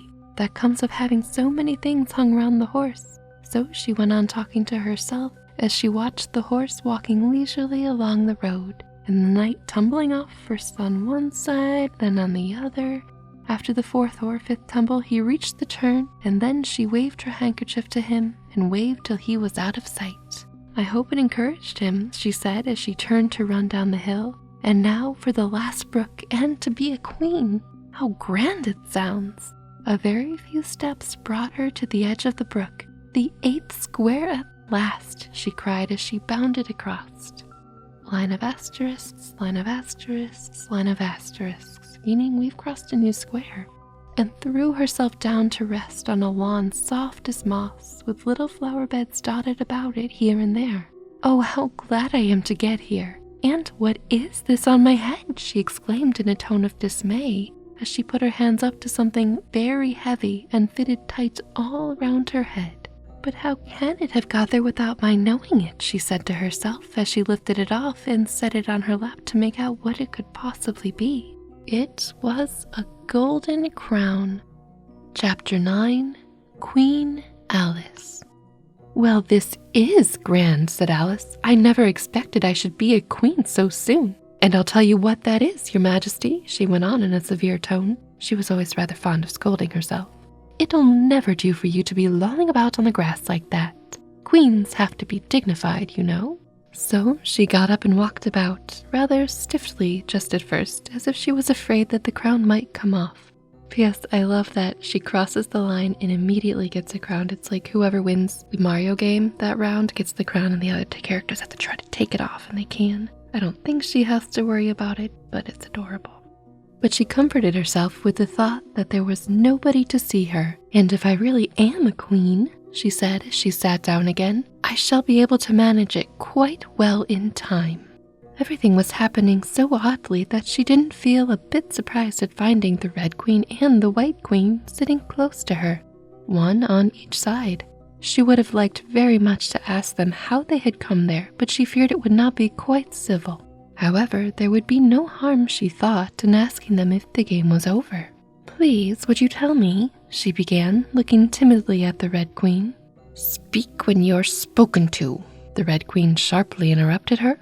But if everyone obeyed that rule, said Alice, who was always ready for a little argument, and we love her for it. And if you only spoke when you were spoken to, and the other person always waited for you to begin, you see nobody would ever say anything, so that— Ridiculous, cried the Queen. Why, don't you see, child? Here she broke off with a frown, and, thinking after a minute, suddenly changed the subject of the conversation. What do you mean by, if you really are a queen? What right have you to call yourself so? You can't be a queen, you know, till you've passed the proper examination, and the sooner we begin it, the better. I only said if, poor Alice pleaded in a piteous tone. The two queens looked at each other, and the Red Queen remarked with a little shudder, She says she only said if. But she would have said a great deal more than that, the White Queen moaned, wringing her hands. Oh, ever much more than that. So you did, you know, the Red Queen said to Alice. Always speak the truth. Think before you speak and write it down afterwards. I'm sure I didn't mean, Alice was beginning, but the Red Queen interrupted her impatiently. That's just what I complain of. You should have meant. What do you suppose is the use of a child without any meaning? Even a joke should have some meaning, and a child's more important than a joke, I hope. You couldn't deny that even if you tried with both hands. I don't deny things with my hands, Alice objected. Nobody said you did, said the Red Queen. I said you couldn't if you tried. Oh my God. She's in that state of mind, said the White Queen, that she wants to deny something, only she doesn't know what to deny. A nasty, vicious temper, the Red Queen remarked, and then there was an uncomfortable silence for a minute or two. The Red Queen broke the silence by saying to the White Queen, I invite you to Alice's dinner party this afternoon. The White Queen smiled feebly and said, And I invite you. I didn't know I was to have a party at all, said Alice. But if there was to be one, I think I ought to invite the guests. Yeah. We gave you the opportunity of doing it, the Red Queen remarked. But I dare say you have not had many lessons in manners yet. Manners are not taught in lessons, said Alice. Lessons teach you to do sums and that sort of thing. And you do addition? The White Queen asked. What's 1 and 1 and 1 and 1 and 1 and 1 and 1 and 1 and 1? I don't know, said Alice. I lost count. She can't do addition, the Red Queen interrupted. Can you do subtraction? Take 9 from 8. 9 from 8 I can't, you know, Alice replied readily, but she can't do subtraction, said the White Queen. Can you do division? Divide a loaf by a knife? What's the answer to that? I suppose, Alice was beginning, but the Red Queen answered for her. Bread and butter, of course. Try another subtraction sum. Take a bone from a dog. What remains? Alice considered. The bone wouldn't remain, of course, if I took it, and the dog wouldn't remain. It would come to bite me, and I'm sure I shouldn't remain. Then you think nothing would remain, said the Red Queen. I think that's the answer. Wrong as usual, said the Red Queen. The dog's temper would remain. But I don't see how. Why, look here, the Red Queen cried. The dog would lose its temper, wouldn't it? Perhaps it would, Alice replied cautiously.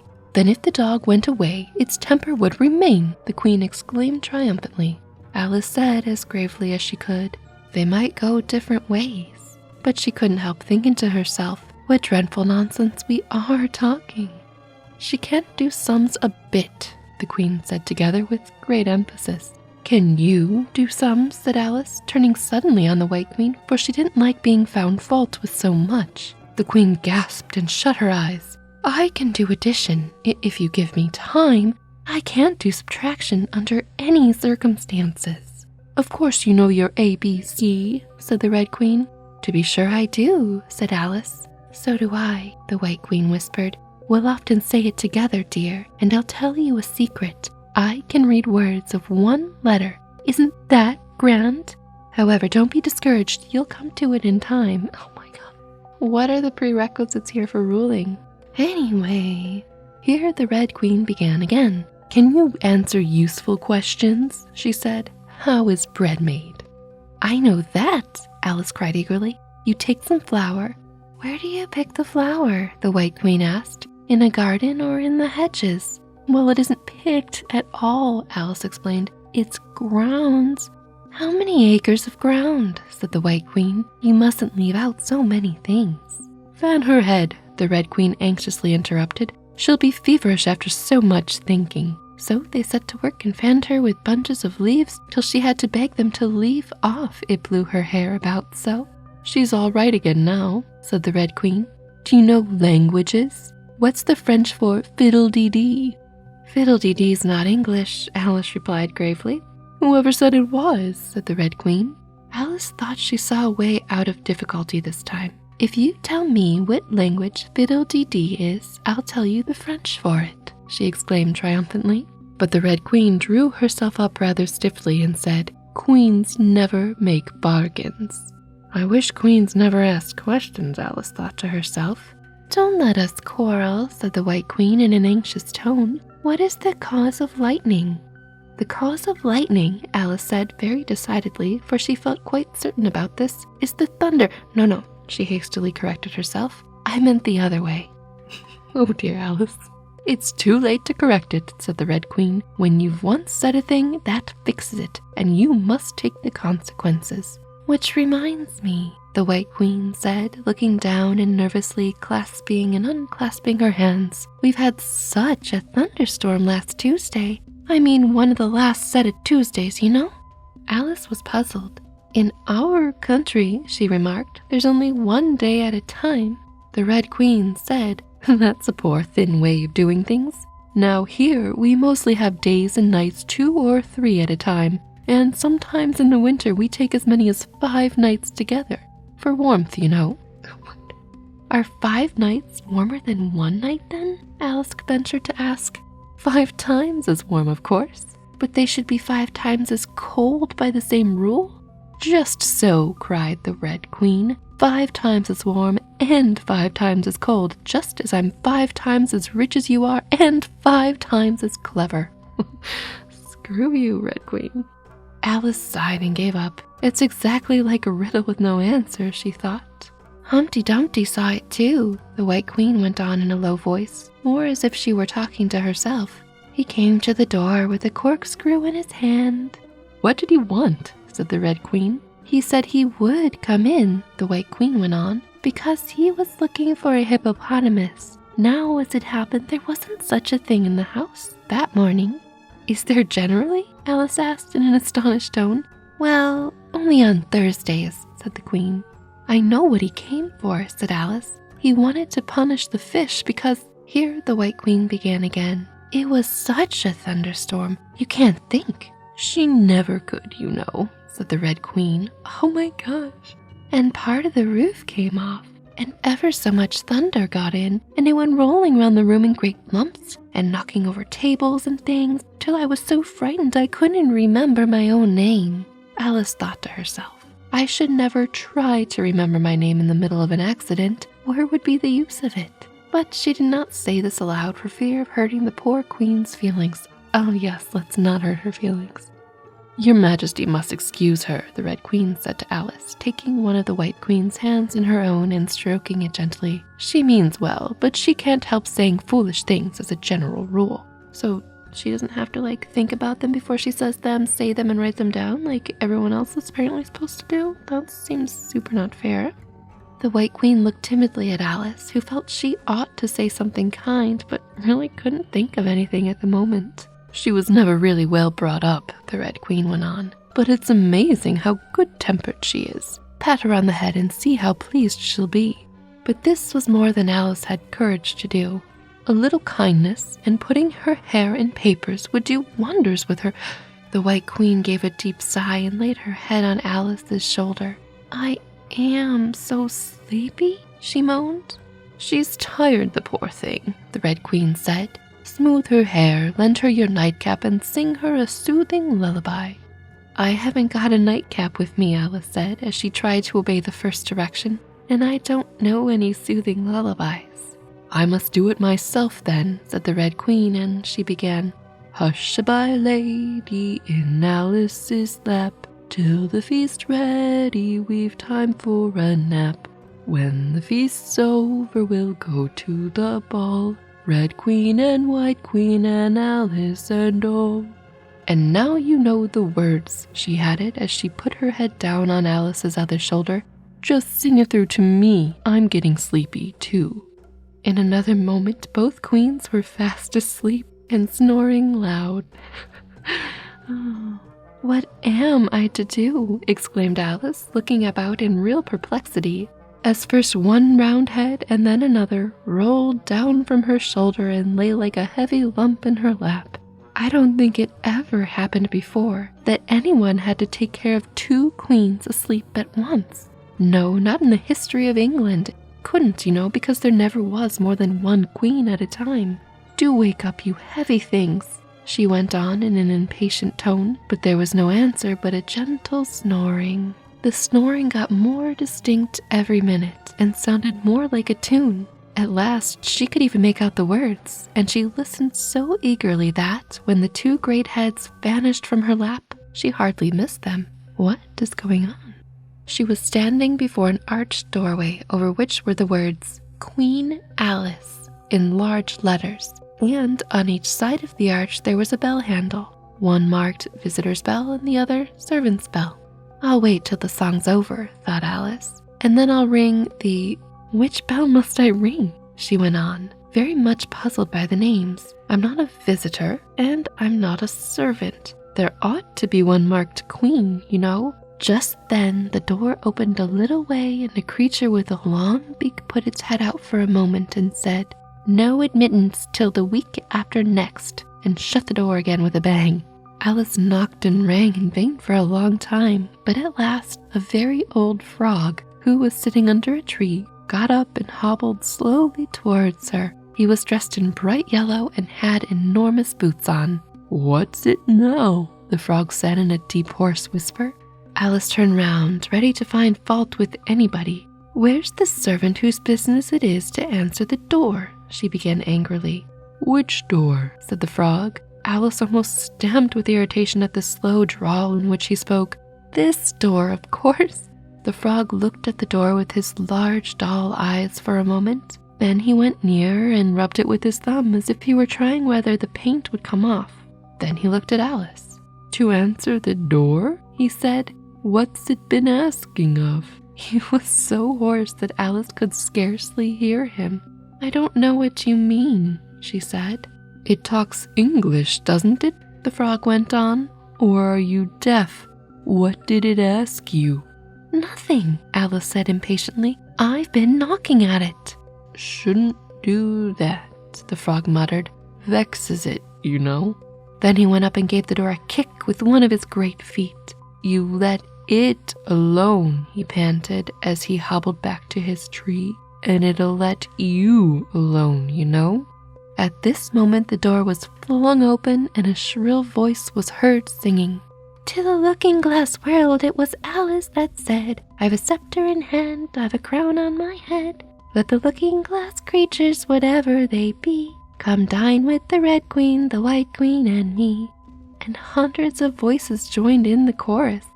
"Then fill up the glasses as quick as you can, and sprinkle the table with buttons and bran. Put cats in the coffee and mice in the tea, and welcome Queen Alice with 30 times 3. Then followed a confused noise of cheering, and Alice thought to herself, 30 times 3 makes 90. Oh yeah, they never asked her about multiplication, did they? I wonder if anyone's counting. In a minute there was silence again, and the same shrill voice sang another verse. "O looking-glass creatures," quoth Alice, "draw near. 'Tis an honor to see me, a favor to hear. 'Tis a privilege high to have dinner and tea, along with the Red Queen, the White Queen, and me." And then came the chorus again. Then fill up the glasses with treacle and ink, or anything else that is pleasant to drink. Mix sand with the cider and wool with the wine, and welcome Queen Alice with 90 times 9. 90 times 9, Alice repeated in despair. Oh, that'll never be done. I'd better go in at once. And then there was dead silence the moment she appeared. Alice glanced nervously along the table as she walked up the large hall and noticed that there were about 50 guests of all kinds. Some were animals, some birds, and there were even a few flowers among them. I'm glad they've come without waiting to be asked, she thought. I should never have known who were the right people to invite. There were 3 chairs at the head of the table. The red and white queens had already taken 2 of them, but the middle one was empty. Alice sat down in it, rather uncomfortable in the silence and longing for someone to speak. Well, they probably can't unless they're spoken to, right? At last the Red Queen began. "You've missed the soup and fish," she said. "Put on the joint." And the waiter set a leg of mutton before Alice, who looked at it rather anxiously, as she had never had to carve a joint before. "You look a little shy. Let me introduce you to that leg of mutton," said the Red Queen. Alice, mutton, mutton, Alice. Not what I expected, but... The leg of mutton got up in the dish and made a little bow to Alice, and Alice returned the bow, not knowing whether to be frightened or amused. And I am confused. "May I offer you a slice?" she said, taking up the knife and fork and looking from one queen to the other. "Certainly not," the Red Queen said very decidedly. "It isn't etiquette to cut anyone you've been introduced to. Remove the joint." What? And the waiters carried it off and brought a large plum pudding in its place. "I won't be introduced to the plum pudding, please," Alice said rather hastily, "or we shall get no dinner at all. May I give you some?" But the Red Queen looked sulky and growled, "Pudding? Alice, Alice, pudding. Remove the pudding." And the waiters took it away so quickly that Alice couldn't return its bow. However, she didn't see why the Red Queen should be the one to give the orders, so as an experiment she called out, "Waiter, bring back the pudding." And there it was again in a moment, like a conjuring trick. It was so large that she couldn't help feeling a little shy with it, as she had been with the mutton. However, she conquered her shyness by a great effort and cut a slice and handed it to the Red Queen. "What impertinence," said the pudding. "I wonder how you'd like it if I were to cut a slice out of you, you creature." It spoke in a thick, suety sort of voice, and Alice hadn't a word to say in reply. She could only sit and look at it and gasp. "Make a remark," said the Red Queen. "It's ridiculous to leave all the conversation to the pudding." That wasn't conversation, that was accusation. "Do you know, I've had such a quantity of poetry repeated to me today," Alice began, a little frightened at finding that, the moment she opened her lips, there was dead silence, and all the eyes were fixed upon her. "And it's a very curious thing, I think. Every poem was about fishes in some way. Do you know why they're so fond of fishes all about here?" She spoke to the Red Queen, whose answer was a little wide of the mark. "As to fishes," she said, very slowly and solemnly, putting her mouth close to Alice's ear, "Her White Majesty knows a lovely riddle, all in poetry, all about fishes. Shall she repeat it?" "No. Her Red Majesty's very kind to mention it," the White Queen murmured into Alice's other ears, in a voice like the cooing of a pigeon. "It would be such a treat. May I?" "Please do," Alice said very politely. Oh no. The White Queen laughed with delight and stroked Alice's cheek. Then she began. "First the fish must be caught. That is easy. A baby, I think, could have caught it. Next the fish must be bought. That is easy. A penny, I think, would have bought it. Now cook me the fish. That is easy and will not take more than a minute. Let it lie in a dish. That is easy because it already is in it. Bring it here. Let me sup. It is easy to set such a dish on the table. Take the dish cover up. Ah, that is so hard, I fear. I am unable. For it holds like glue, holds the lid to the dish while it lies in the middle, which is easiest to do. Undiscover the fish or discover the riddle." Oh my God.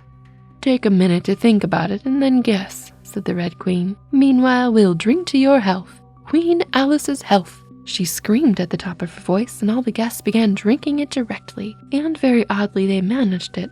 Some of them put their glasses upon their heads like extinguishers and drank all that trickled down their faces. Others upset the decanters and drank the wine as it ran off the edges of the table. And 3 of them, who looked like kangaroos, scrambled into the dish of roast mutton and began eagerly lapping up the gravy, just like pigs in a trough, thought Alice. "You ought to return thanks in a neat speech," the Red Queen said, frowning up at Alice as she spoke. "We must support you, you know," the White Queen whispered as Alice got up to do it, very obediently, but a little frightened. "Thank you very much," she whispered in reply, "but I can do it quite well without."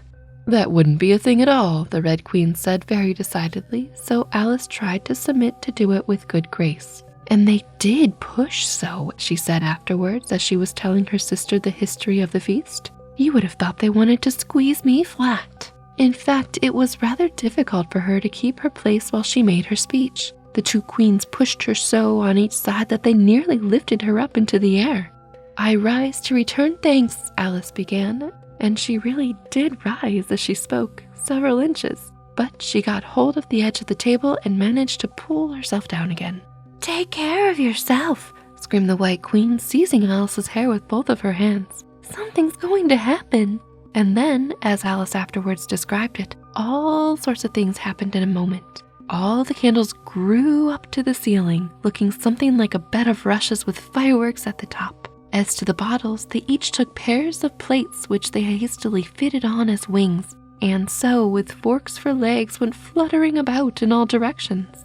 And very like birds they look, Alice thought to herself as well as she could in the dreadful confusion that was beginning. At this moment she heard a hoarse laugh at her side and turned to see what was the matter with the White Queen.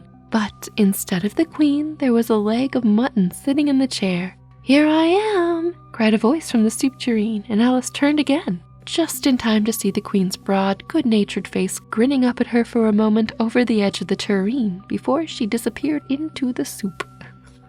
What? There was not a moment to be lost. Already several of the guests were lying down in the dishes, and the soup ladle was walking up the table towards Alice's chair and beckoning her to impatiently get out of its way. "I can't stand this any longer," she cried as she jumped up and seized the tablecloth with both hands. One good pull, and plates, dishes, guests, and candles came crashing down together in a heap on the floor. "And as for you," she went on, turning fiercely upon the Red Queen, whom she considered as the cause of all the mischief. But the Queen was no longer at her side. She had suddenly dwindled down to the size of a little doll, and was now on the table, merrily running round and round after her own shawl, which was trailing behind her.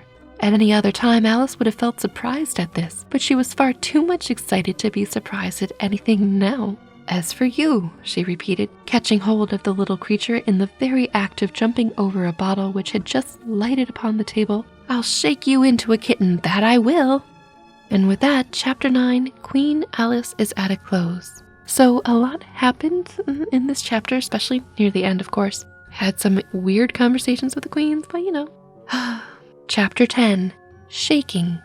She took her off the table as she spoke and shook her backwards and forwards with all her might. The queen made no resistance whatever, only her face grew very small. Her eyes got large and green, and still, as Alice went on shaking her, she kept on growing shorter and fatter and softer and rounder and... Chapter 11, Waking. And it really was a kitten, after all. Chapter 12, Which Dreamed It. "Your Majesty shouldn't purr so loud," Alice said, rubbing her eyes and addressing the kitten respectfully, yet with some severity. "You woke me out of such a nice dream. Was it, though? And you've been along with me, kitty, all through the Looking-Glass world. Did you know it, dear?" It is a very inconvenient habit of kittens, Alice had once made the remark, that whatever you said to them, they always purr. I know, and it's adorable, right? I love it so, so, so very much. If they would only purr for yes and mew for no, or any rule of that sort, she had said, so that one could keep up a conversation. But how can you talk with a person if they always say the same thing? Alice, you need to work on your kitten skills. It's very possible, although that probably says more about me. On this occasion, the kitten only purred, and it was impossible to guess whether it meant yes or no. So Alice hunted among the chessmen on the table till she had found the Red Queen. Then she went down on her knees on the hearthrug and put the kitten and the queen to look at each other. "Now, kitty," she cried, clapping her hands triumphantly, "confess that was what you turned into." But it wouldn't look at it, she said when she was explaining the thing afterwards to her sister. It turned away its head and pretended not to see it, but it looked a little ashamed of itself, so I think it must have been the Red Queen. "Sit up a little more stiffly, dear," Alice cried with a merry laugh, "and curtsy while you're thinking what to purr. It saves time, remember." And she caught it up and gave it one little kiss, just in honor of having been a Red Queen. "Snowdrop, my pet," she went on, looking over her shoulder at the white kitten, which was still patiently undergoing its toilet, which Dinah, the mother cat, is like bathing her. It's not like a litter box. "When will Dinah have finished with your white majesty, I wonder? That must be the reason you were so untidy in my dream. Dinah, did you know that you're scrubbing a white queen? Really, it's most disrespectful of you." "And what did Dinah turn into, I wonder?" she prattled on as she settled comfortably down with one elbow on the rug and her chin in her hand to watch the kittens. "Tell me, Dinah, did you turn into Humpty Dumpty?" "I think you did. However, you'd better not mention it to your friends just yet, for I'm not sure." This explains all the fish poems, right? "By the way, kitty, if you'd only really been with me in my dream, there was one thing you would have enjoyed. I had such a quantity of poetry said to me, all about fishes. Yep, there we go. Tomorrow morning you shall have a real treat. All the time you've been eating your breakfast, I'll repeat the Walrus and the Carpenter to you, and then you can make believe it's oysters, dear. Or just give her fish. I don't know, Alice. Now, kitty, let's consider who it was that dreamed it all. This is a serious question, my dear, and you should not go on licking your paw like that, as if Dinah hadn't just washed you this morning. You see, kitty, it must have been either me or the Red King. He was part of my dream, of course, but then I was part of his dream, too. Was it the Red King, kitty? You were his wife, my dear, so you ought to know. Ugh. Oh, kitty, do help me to settle it. I'm sure your paw can wait." But the provoking kitten only began on the other paw and pretended hadn't heard the question. Of course. "Which do you think it was?" A boat beneath a sunny sky, lingering onward dreamily in an evening of July. Children three that nestled near, eager eye and willing ear, pleased a simple tale to hear. Long has paled that sunny sky, echoes fade and memories die. Autumn frosts have slain July. Still she haunts me phantom-wise, Alice moving under skies never seen by waking eyes. Children yet the tale to hear, eager eye and willing ear, lovingly shall nestle near. In Wonderland they lie, dreaming as the days go by, dreaming as the summers die, ever drifting down the stream, lingering in the golden gleam. Life, but is it but a dream? The end. Well, dear friends and fiends, that was the final few chapters of Alice's Adventures in Wonderland through the Looking Glass. Do hope you enjoyed it. And of course, the big question is, who dreamed up this dream? Alice, the Red King, the kitties? I think it'd be amazing if it were the kitties, but that's just my thought. But yeah, off to sleep and dream what you will, or stay a while and enjoy another tale. Whichever you choose, I'll speak to you again. And until then, stay curious, my friends. Good night.